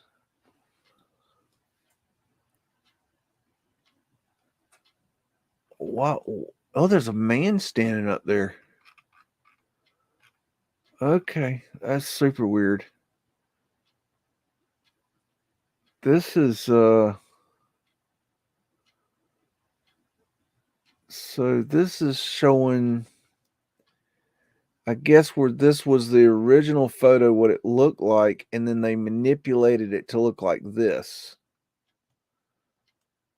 I guess. All right. Macy's department store, R.H. Macy and Company building, West 34th Street to West 35th Street, New York. You got Fred's Horse Built America. So this is the original Macy's department store. There's Pooper Scooper Man, Boss Man, Chitty Chitty Bang Bang, and beautiful awnings, beautiful ether lights.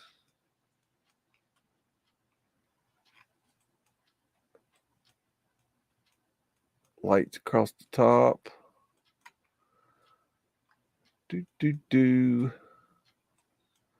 Hippodrome. Neptune's daughter.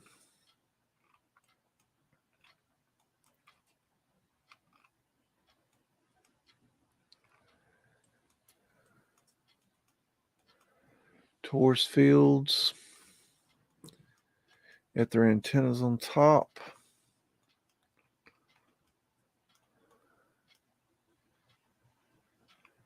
These are owls. It's an owl. I just know they're owls. I just know this building. Forget the name of the building. It might be here. The New York Herald building. Yeah, that's right. We've looked at that building before.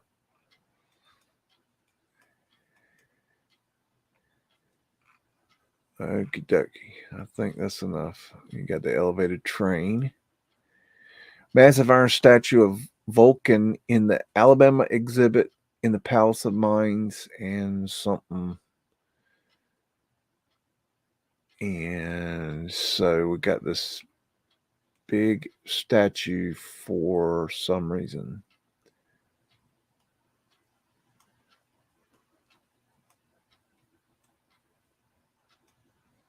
Those are weird.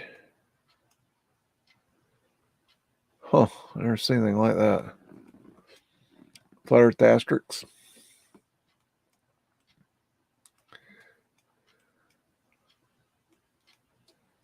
Vulcan God. That's so weird.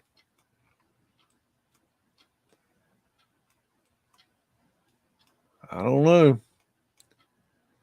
It's a little strange. God of Fire and Metals, cast at Birmingham, Alabama. So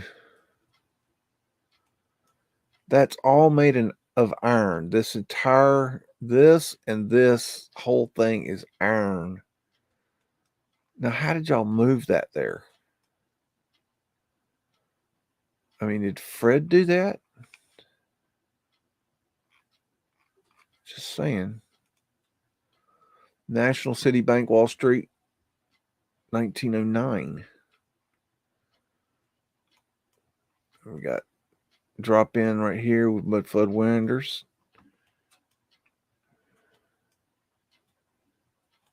You got crazy ass steps right there, which is an afterthought. Probably got pavement light right there with Mudflood Winders. Mudflood drop ins there. Taurus fields.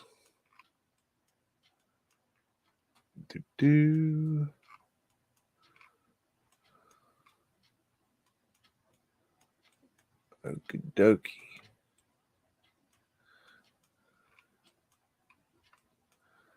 There's Fred right there making deliveries. Mudflood drop in there.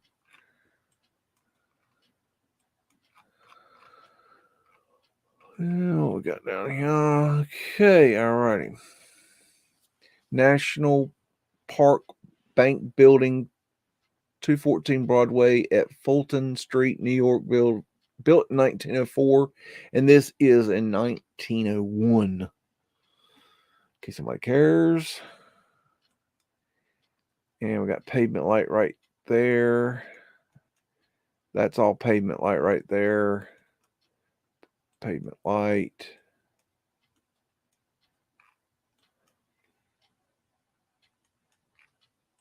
Big arch, Phoenician head, scrubbed cartouche, eagle representing Phoenix, scrubbed cartouche, stone ball finial, scrubbed cartouche.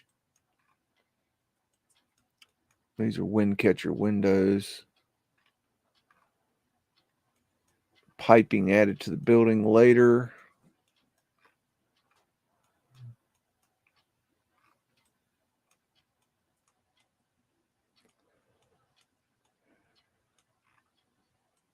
Got some sort of manipulation right here. I'm not sure what it is. Maybe a cable or something they're trying to hide. Got a drop in right here going into the subway. Pavement light right there. Fred right there doing what Fred does. Somebody's got to deliver all these bricks, you know. That would be Fred. Fred does that. New Edison Building, 3rd and Broadway, with Sid Grauman's $1 Million Theater. And this is that building, and I said I was going to go look for a better picture, and this is the picture I found.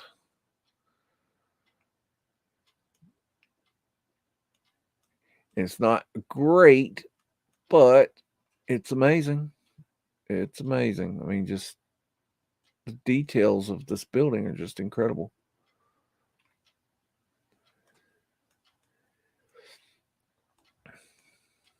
Really cool. That was a hell of a building. I think that this one was torn down, if I'm not mistaken. I'm not sure about that, but wow. If it was torn down, why? At their finials, at their antennas. And that's an interesting cartouche right there. I mean, that thing looks like a machine. That is amazing. We got New York to the North Pole attraction on the Pike at the 1904 World's Fair in St. Louis. And so they got a full-size ship out here.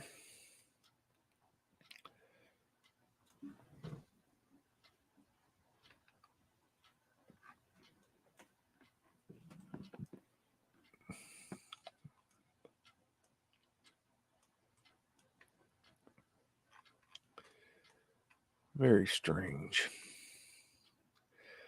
Knob and tube lighting, incandescent lights. Looks like it's been vanilla skied. You got the knob and tube lighting going all over.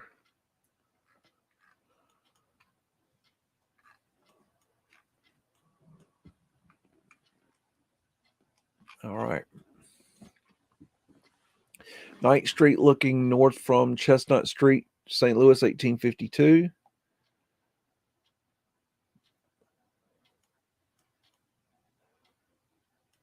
And then what's going on with this road? And why is there a big chunk of stone in the middle of the road? Is that normal? To just leave chunks of stone lying around cockeyed? I mean, I don't know how they do it in St. Louis, but around here, that's a little odd. Speaking of odd, Oddfellows Hall, northwest corner, 4th and Locust Street, St. Louis, 1846. And this photo to me looks very much like it has been purposely manipulated to look old. All these scratch marks are not time. This is purposeful. But why you would do this, I do not know. I just, it's very strange.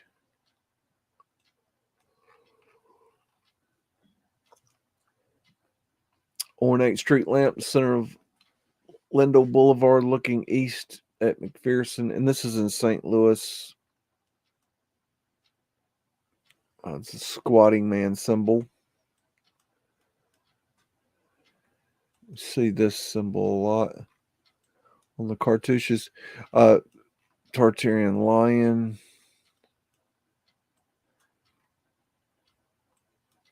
These amazing critters right here, and look at these lights. Incredible.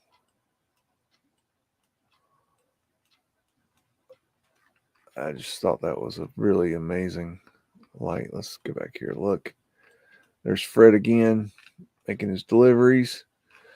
Fred gets it done. Fred does not play. And here is another one that Dr. Detroit, Oregon sent. And this is the President Taft at the dedication of U.S. Naval Training Station, Chicago, Illinois.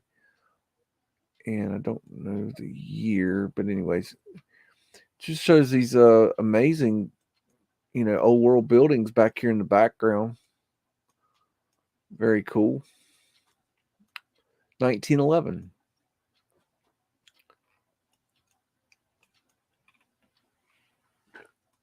And look at that little thing. Just that little tiny building right there for, a naval training center. I mean, that's a castle. Maybe. I mean, So that's pretty cool. You can see where the glass plate is broken there. Ruins of Creole house built in 1790. And it has the same feature where it has been manipulated to look, it's old, yet they make it look older. Like these scratch marks are like, it's like they took a paintbrush with something on it and like maybe paint and just, brush stroked over it to make it look older. I don't know. Why would you do that? Maybe it's just an artistic form. I don't know. Vintage American dirigible, daguerreotype photos of, I forget what this is. I wish I remember what this is. But this one looks very manipulated to me. Looks very vanilla skied. I don't. Just look at that. I think they're saying this is during construction, but I don't know. It just looks almost like they cut it off or something. I don't know. It doesn't. I don't know. It's just a screenshot I grabbed from somewhere. Simmons Hardware Company exhibit moving picture hardware in the palace. This is at one of the World's Fairs. I think St. Louis. I was digging in St. Louis, I'm sure. But they did these elaborate ass displays that were just amazing. Look at that pocket knife. Is that a real? You have to wonder if that's a real knife. I don't know. Look at those scissors. Look how big they are. Are those real scissors? I don't know.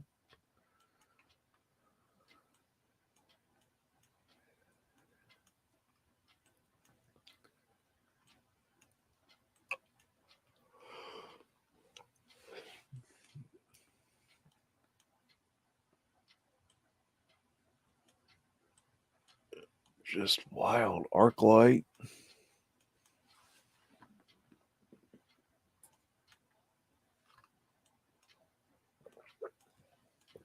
Like, what the hell is that? I don't know. I do not know.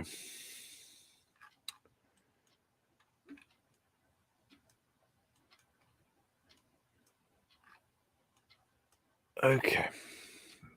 I don't know. This is just this is something I pulled for some research. The proposed arcade railway and avenue under Broadway, designed by SBB Nolan CE. I don't know. But this is basically a viaduct.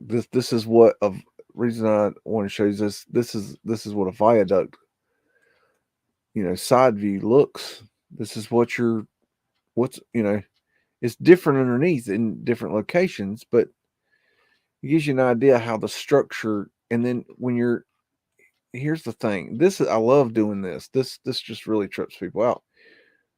That's what we see today. Okay, everything looks normal, right? Nothing to see here. It's just a normal everyday city street.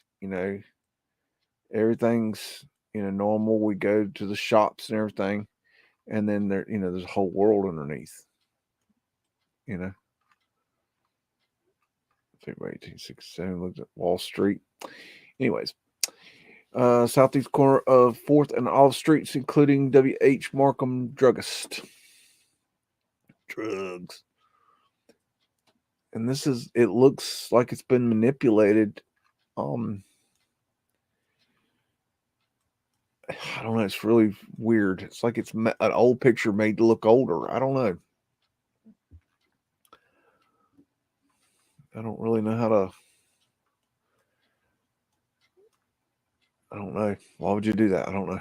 St. Louis City Hall, 12th and Market Street's 1900 to 1904.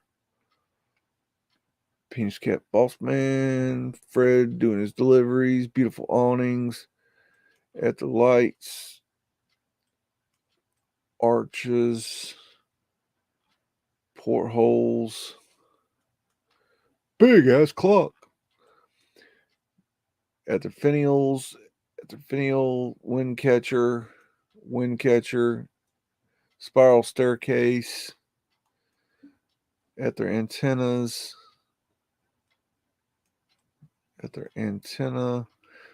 Stonewall finials, architectural urns, at their finials, wind catcher, at their finial, pyramid, portholes for the wind catchers, portholes. There's all kinds of knobs and bits on this thing. Crazy looking arches. See, we made the stairs going up. Windows on ground level. It's a cobblestone brick road that's not melted. Sorry. It's, just not. So there's that. Temple Building, northwest corner on Broadway and Walnut Street in St. Louis, 1869. And we got pavement light here and here all the way down. These circles here are coal hole covers, pavement light there. There's probably more coal hole covers. Yeah, coal hole covers going up the road here. Beautiful awning, coin, portholes, circle punked. At their fencing, at their finial, at their antenna. Okey-dokey. Some kind of manipulation right there. Not sure what that's about. Some right there. Can't say what they're doing. I don't know. Sometimes this stuff just stumps you. Oh, there's our damn hill again. Good gracious, that's that damn mound. Creepy kids. Okie dokie. Something about this mound of dirt. I don't know. What we got going up here?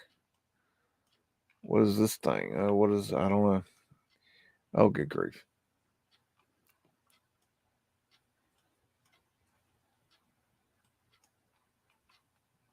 That looks like it's fake. That looks fake. That looks fake. And that looks fake. Why are they putting fake people on the top of this hill? And this has obviously been added. These brush strokes. You can see this, a brush stroke. An actual, like a paintbrush. Union Trust Company building is Missouri Lincoln Trust Building, 705 Olive Street, Tartarian Lions, and I forget, Snake Man. I believe he told me that he worked on this building, and he, if I remember correctly, going from memory here, he told me there was pavement light at one time in front of this building, and he actually helped remove it. Gosh, I wish I could remember his Snake. What's his name? I'm tired. Arch Winder, porthole winders with wind catchers. So, anyways, but I've not found pictures of that pavement light in front of that building. But he says it was there. Vintage early days of the London Underground, and as you can see, they're doing the exact same thing here that they would do in the case of building a viaduct, and they call this cut and cover. So the cut is this hole here, and the cover is this ironwork being covered over. And this is wood planks over the excavated Yonge subway tunnel in Toronto, Canada. And they have the same thing. Now in Canada, they did it differently. They ran the they cut it and then they covered it with the I-beams, and they laid these humongous, like I want to say 8x8, maybe 12 by 10 by 10 or 12 by 12. I'm not sure. Very large logs there over top of it to create the top. So that's very cool, very interesting and different. And I guess it's because of the weather, so it can expand and contract.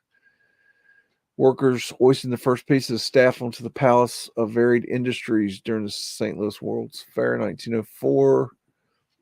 So this is how they, this is our technique for manipulating stuff to the roof, I guess. And to me, that doesn't make sense. I find that like sketchy as fuck. About to do some sketchy shit. About to do some sketchy shit because we didn't create this building. Workers preparing the roof on the Palace of Liberal Arts for placement of staff during something or another. Phoenician shells, Phoenician fishies. And we're putting this crappy covering over this roll crap, whatever that is. I don't know what that is, but it. And look at this sketchy ass ladder. They have literally just. This is a ladder that we built, yet we can build this. Seriously, we can't. I don't know. Something's just not. Phoenician shells.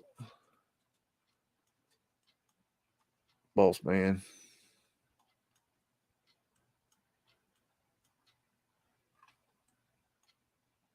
Another boss man. I don't know.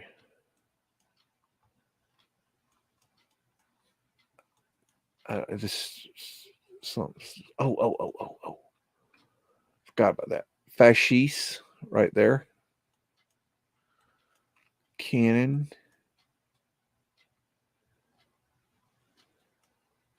Okay. I don't have this one labeled, and I cannot remember where I got it. I think this is Chicago after the quote unquote fire. And he's standing on ground level here, it looks like. Or at least on the framing of ground level. So you can see kind of underneath the ground here. And there's an underground there, you can tell. All right. Yerkes Observatory with completed domes and telescope from the east, 1896 to something, 18 something. I've got a few of these images from this site. Vescopisis. This is a telescope. Probably portholes. There's Fred delivering the telescope. Architectural urn. Or, well, Stoneball finial, excuse me. I mean, this is just wild looking. I don't know. It's been vanilla skied. Here's another one. This is, why would you need this for an observatory? For a telescope? What's the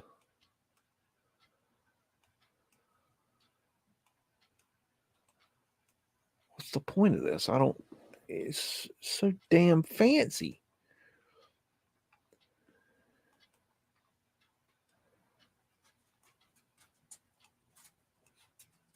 I mean, it's like they found this building right here and just finished it out or something. I don't know. It's really very nice for a damn observatory. And here's where they got the domes on top.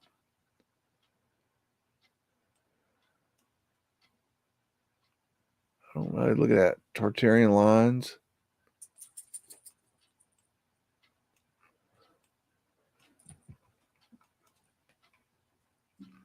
Very wild.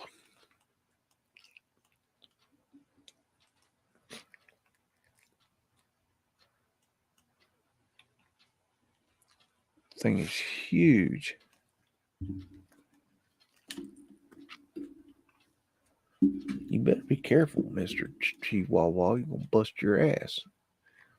And I'm going to put you on camera and let them laugh at you. They laugh at me, and they'll laugh at you too. Okay, so that's that.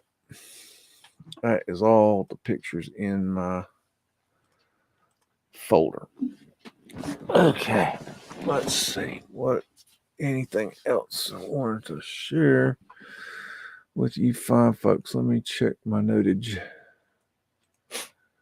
Let's see. I think. Do y'all have any questions?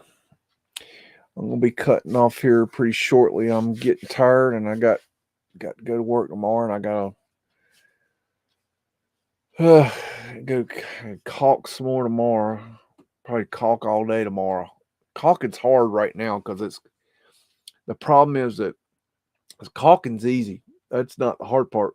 Problem is that the way I caulk, I don't know how y'all caulk. This is the way I caulk. I run my bead, and then I wet my finger, and I run my finger down the bead and get a smoothness, kind of get it pushed into my crack there and pull it, so it goes with the corner. And then I take once I do a little bit, I don't go a whole lot. I take a rag and I duck it in cold water, and I squeeze that rag out a little bit, and then I wash it, and it blends it right in, and it looks really good. And then when you paint it, it just everything blends in smooth. But it's like 50 to 60 degrees, and this thing is sitting in a shaded area. And so when I go stick my hand in that bucket, it's freaking, my hands were just red today, just freaking cold. I wasn't cold, but my hands were freezing. So I had to keep stopping and going and standing in the sun and warming my hands all day long. And it's supposed to be colder tomorrow. And then Friday, I got a long day. We're going to the boss man's house to do his long maintenance. Get it trimmed up looking nice. So we're all gonna go and work on it just to, because it's such a big job that he just sending everybody to go get. I don't know. So it'll be a day, and then I gotta, after I get done with that, I gotta go with the boss man to store to get more parts for building chicken coops and such stuff. So that's gonna be that. I know I was gonna tell you something. I can't remember what I was gonna tell you. Sky's always whited out. Why? That's an endless question. Vanilla skies. Why did they take out the skies? I don't know. It's a very strange phenomena.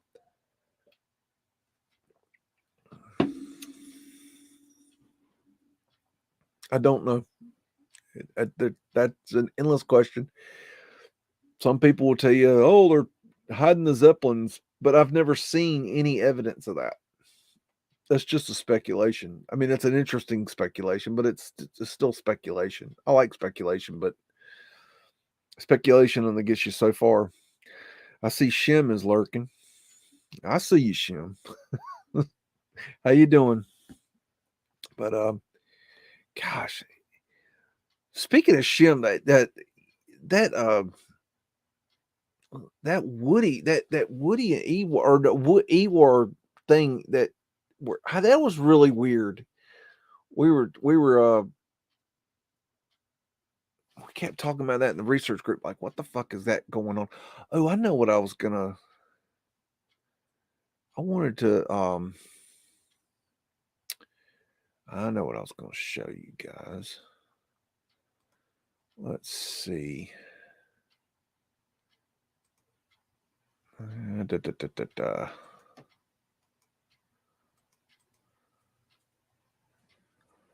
Let's see.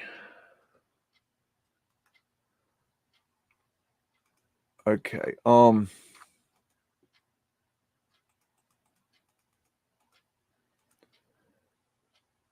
Okay, let me share. I'm gonna share this. I was talking about this the other day on when we did the oh, that's not the one I want to show. This is the one I want to show. When I was doing the flash mob, we're talking about the oh shoot, I hit anyways, the Tartaria, the Hidden Empire, David Vanderper, where this guy has posted this 12-page paper on Tartaria. And what the red flag is, it's not that he posted a paper on Tartaria. What the red flag is this right here, 2011. And from everybody I talked to, the consensus is that nobody had ever heard of Mudflood before 2017. And that one of the first mentions of Mudflood was Philip Dresdenen mentioning it. And so when you trace it back, it can't be traced back before 2017. Now that is still the case, but then we have this file here that is labeled 2011, and so immediately red flags go up. Now, this guy's got wait a minute, does it tell you? He's got okay. When you're on this website, that this dude's got like 806 papers listed on his website, and then most of them don't even have anything but a cover page, which is weird. Now, if you go to the file of that Tartaria Hidden Empire, when you do the properties, it says created 2020. So that's when this file was created. The look, Tartaria, the Hidden Empire. I'll show it. I'll show you how to do it in the thing. Okay. Now, we're trying to contact this guy. Okay, our research group. We're trying to contact this guy, and we're trying to get an interview with him. And we have established contact with him, but we've not established an interview. We're trying, but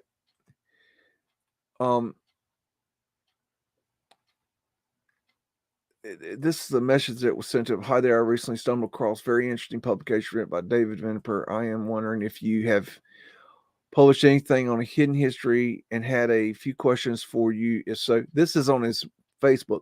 I apologize for you bothering you. Blah, blah, blah, blah. And then he says, yeah, you got that right.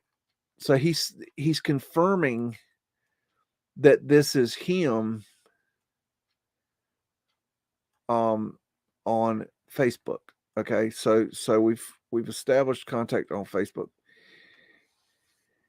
Then I asked for this to be sent. Well, wonder when you first published on Tartaria.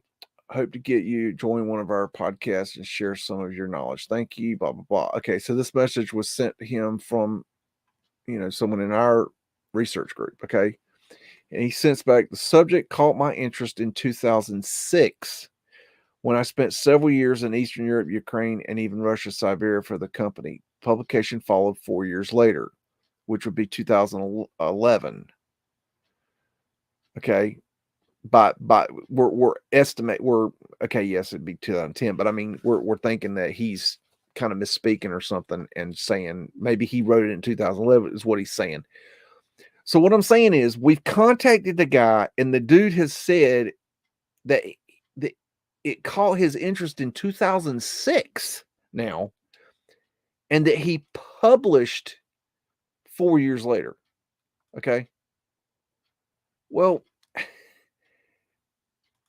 I'm having trouble here with this because I'm serious, y'all. Some red flags are really going up. Let me share the file. This is the publication. Okay, this is the 12-page publication. Now, this I think all of you should go and read this. Because I think you all need to be aware of this. There's something going on here that's we need to understand. And I don't know. I'm not saying this is let me be clear. I don't know if this guy is full of shit on his publication date or not. I don't know if he's telling the truth or not. Okay. I don't know at this point, but I have a lot of red flags going up. And we are trying to get to the bottom of it. We're trying to get a hold of the guy. We're trying to find out the bottom line. We're trying to find proof that he did publish. And the reason this is important because and this should be important to all of you, is that this guy is claiming that he's not claiming to be the creator, the godfather of this theory. But if he did publish this paper in 2011, he is the godfather of Mudflood. He is the godfather of Tartaria theory. He is the godfather of Antiquitech. He is the godfather of these things. And I'll show you why. Let me show you how to do this.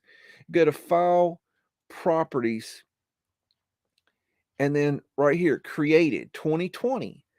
Now, it's interesting because on the website, it's labeled 2011. I'm wondering if he mislabeled it and instead of that he posted it in 2021 and he mislabeled it 2011. But then we have the message saying that, it would be, he's talking like he's confirming that he did publish in 2011. So this is very confusing. I don't know how to get out of this. Oh, okay. Now, I want to show. Now, here's another weird thing. He's got this picture. Now, I never researched this picture before, but when you reverse image search this picture has an interesting history. I always thought that this picture was designed by somebody studying Mudflood. And there's I believe 3 of these pictures that are different. They're not. they're not designed by the excuse me. They're not designed by the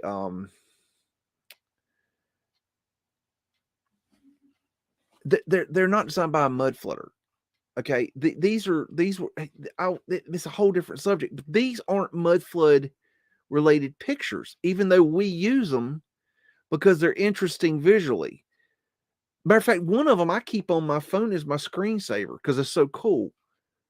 But that's a whole nother thing. What I'm saying is that this image is not mud flood related. Okay, that's something I learned.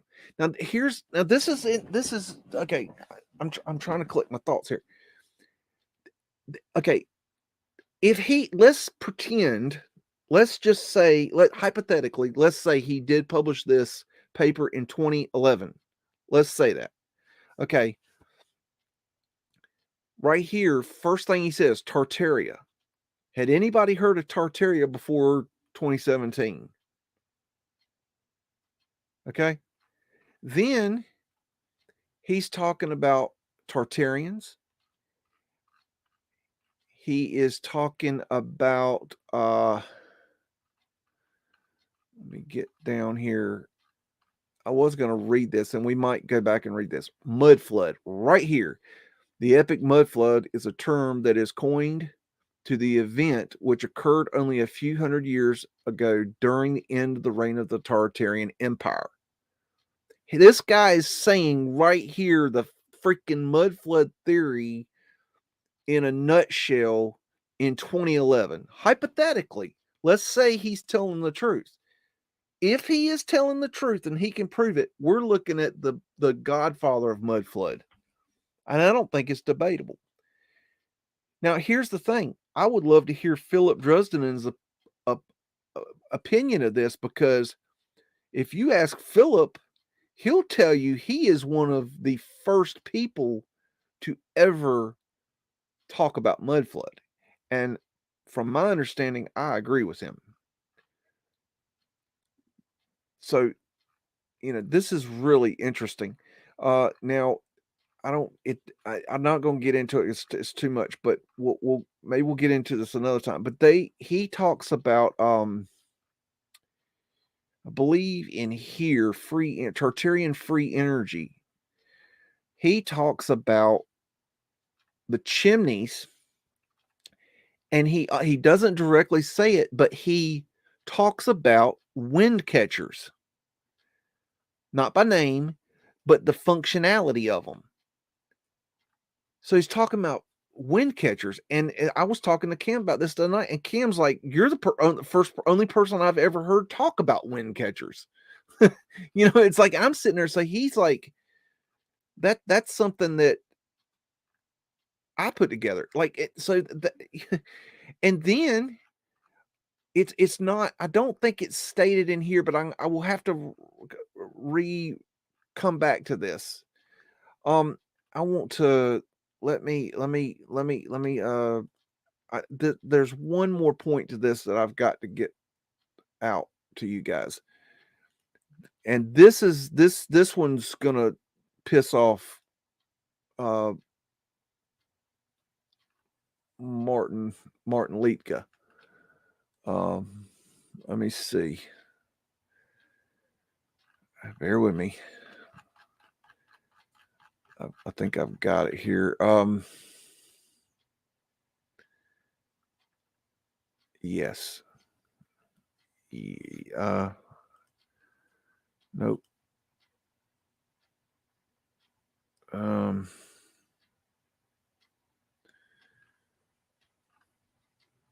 Oh, is that it?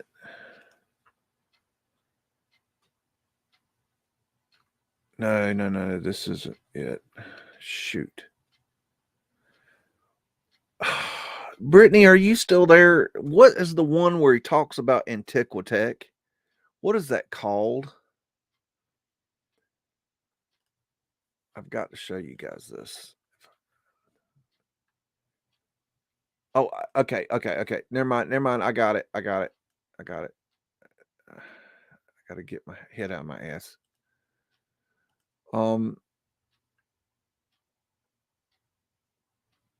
Okay. All right. I can present it now. Okay. This is one of the papers that he has listed on this website, Tartaria's Antiquitech. Now, correct me if I'm wrong, but it is my understanding that Martin Litka coined the term Antiquitech. Okay. Now, what shit? I need to know the date when that was. Hold on. Had all this worked out.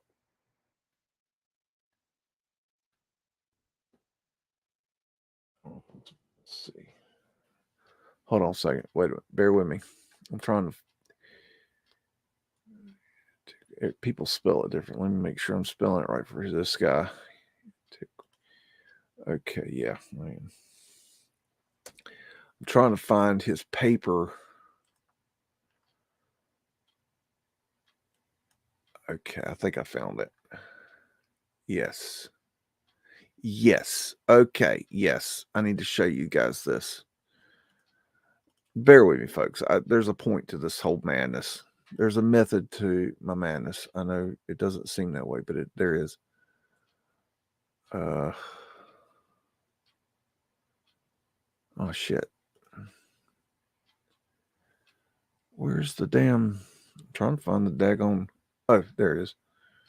It wasn't showing up on my thing. Okay.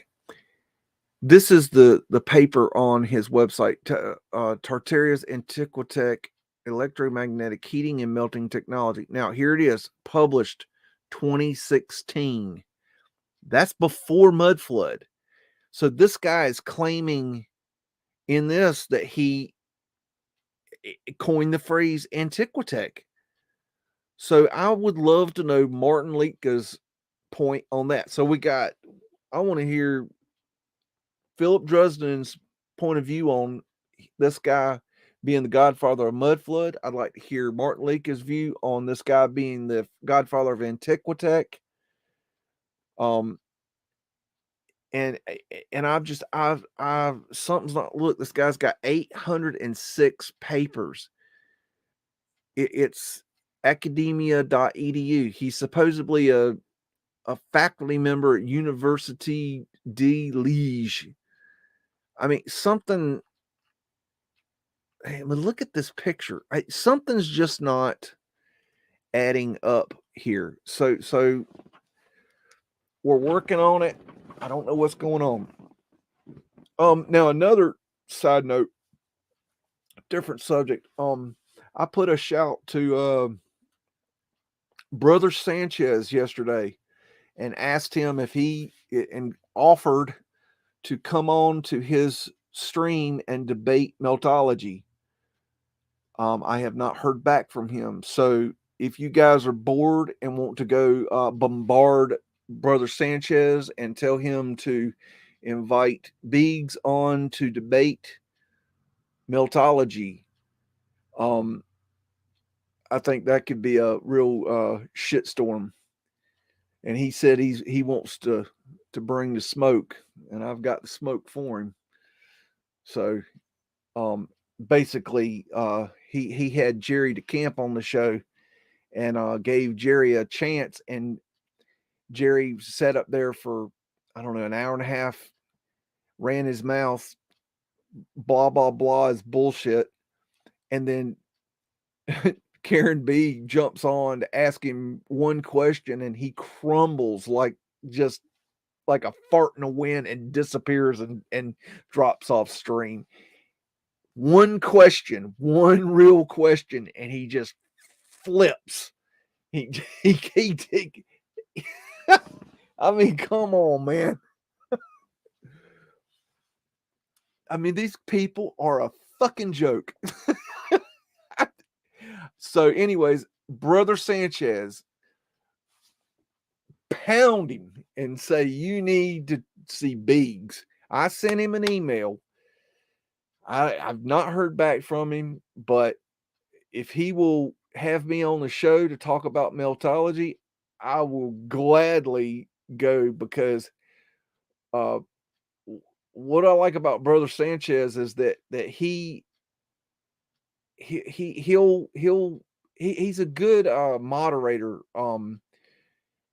He goes in, he gives both sides equal time to, and doesn't he doesn't go in with an agenda. I like his style. Now I don't like how he has 50 million people talking at one time. I would basically tell him to mute every motherfucker on there, because you got 20 people on a damn stream. That's insanity. You can't understand a goddamn thing anybody's saying. So I'd pretty much just tell everybody shut the fuck up or put it on mute or something. But I would love to talk Meltology with Brother Sanchez. So put the word out. Brother Sanchez, you want to know about Meltology? I got some things you might want to know. So hit a BEAGS up. I think I'm the smoke you're looking for, son. Hey Streets, how you doing?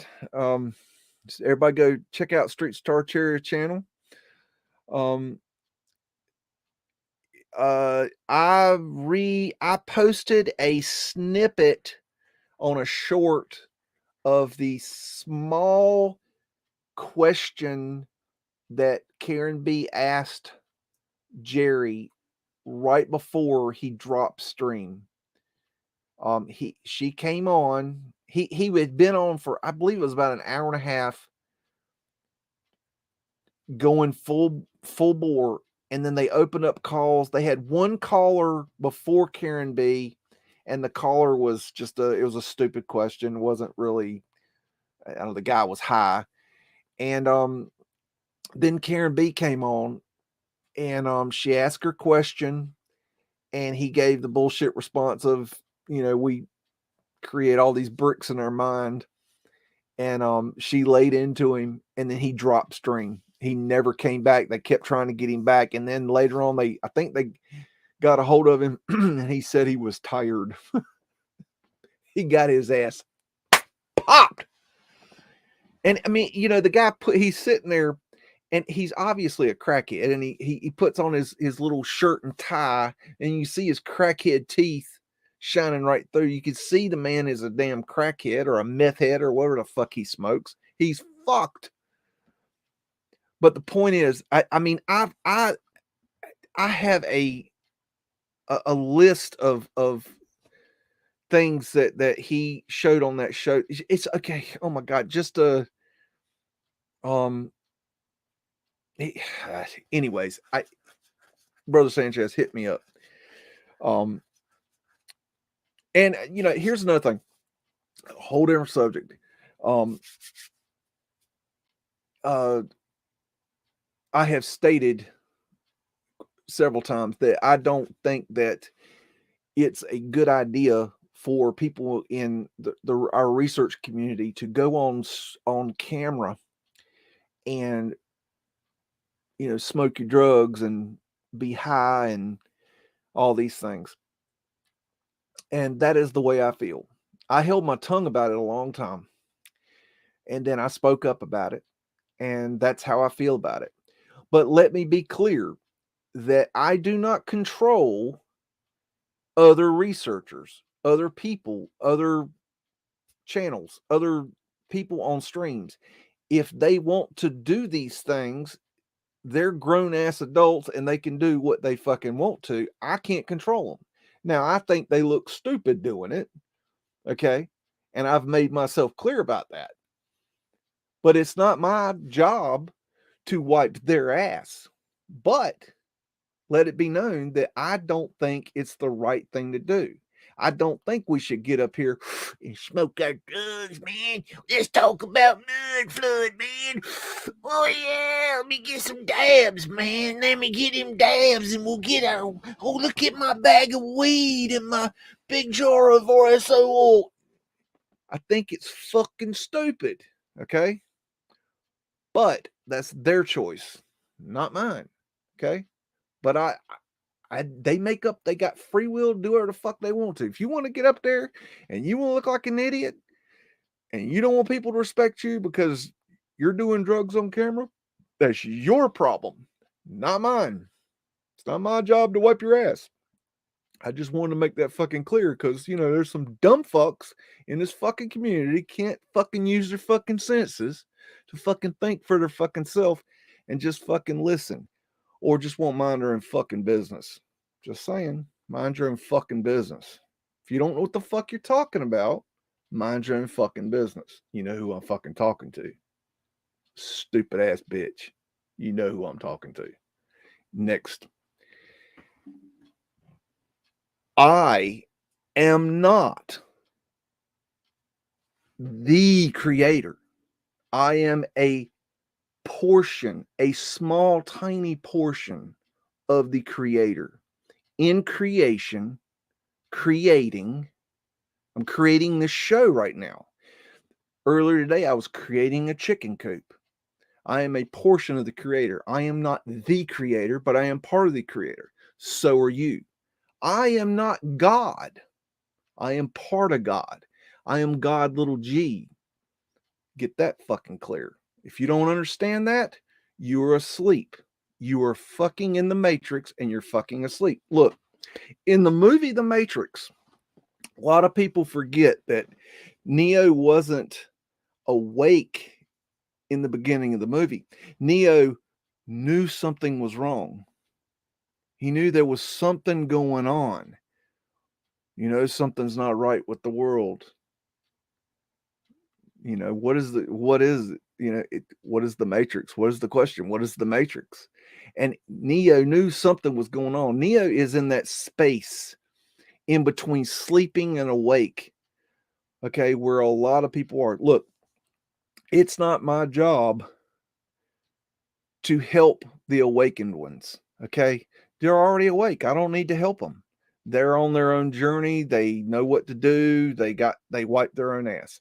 Then you got the sheep that are asleep. You got the people that are still in the Matrix. Okay, solid asleep. They ain't got a clue what's going on. But then you got the ones that are semi-awake. And that's the character Neo at the beginning of the movie. And that's where we all start off. We start off as sheep. And then we get to that semi-awake stage. And we have these little moments where we awaken a little bit. And then we go back to sleep. We hit the snooze button. Okay, we learn a little bit more, wake up a little bit more, but then we got a bit of snooze. I went through this process. But then in 2008, I had a hard awakening. And within 2 weeks, I can't tell you if it was 2 days, 3 days, 1 week, but within 2 weeks, I was fully awake. And it was very powerful. And it doesn't always happen that way for people. Sometimes it takes a long time. Sometimes it happens in a second. Okay, but for me, it took 2 weeks. So I can't say it might have been less than that, but within 2 weeks, I know I was awake. That's just the way it is. Sometimes you don't exactly have the exact time frame. But my point is that our focus as awakened people needs to be on the ones that are awakening. Okay, not the sheeple, not the awakened ones, the awakening ones. Okay, so that's where we need to hone our skills and our focus needs to be there. There's a lot of work to be there. They're the ones that are asking questions. They're the ones that need guidance. They need the seeds. It's not your job to wake them up, but it might be your job to give them that seed. So do what you can. spread some seeds. You are the creator. Okay, you're a little portion of the creator, but you look, if you take a seed, okay, and you plant it in the ground, okay, you're the creator planting a seed that's going to grow. Then you've created a plant. You can also take that same seed and crush it, and you've destroyed it. You're the destructor. You can take that seed and you could eat it.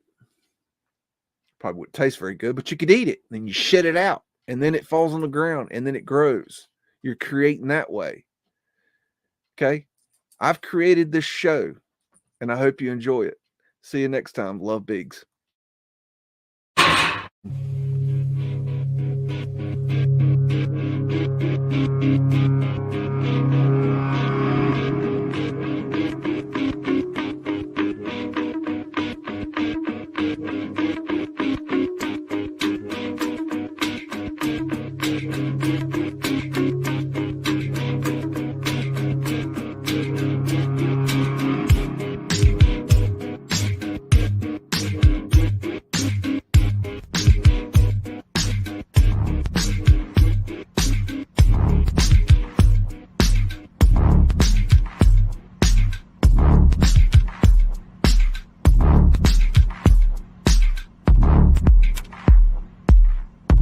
Say woof again! Say woof again! I've got one that can see. It's a mystery! It's a mystery wrapped in a riddle inside an enigma! Don't you get it? Welcome to the underground.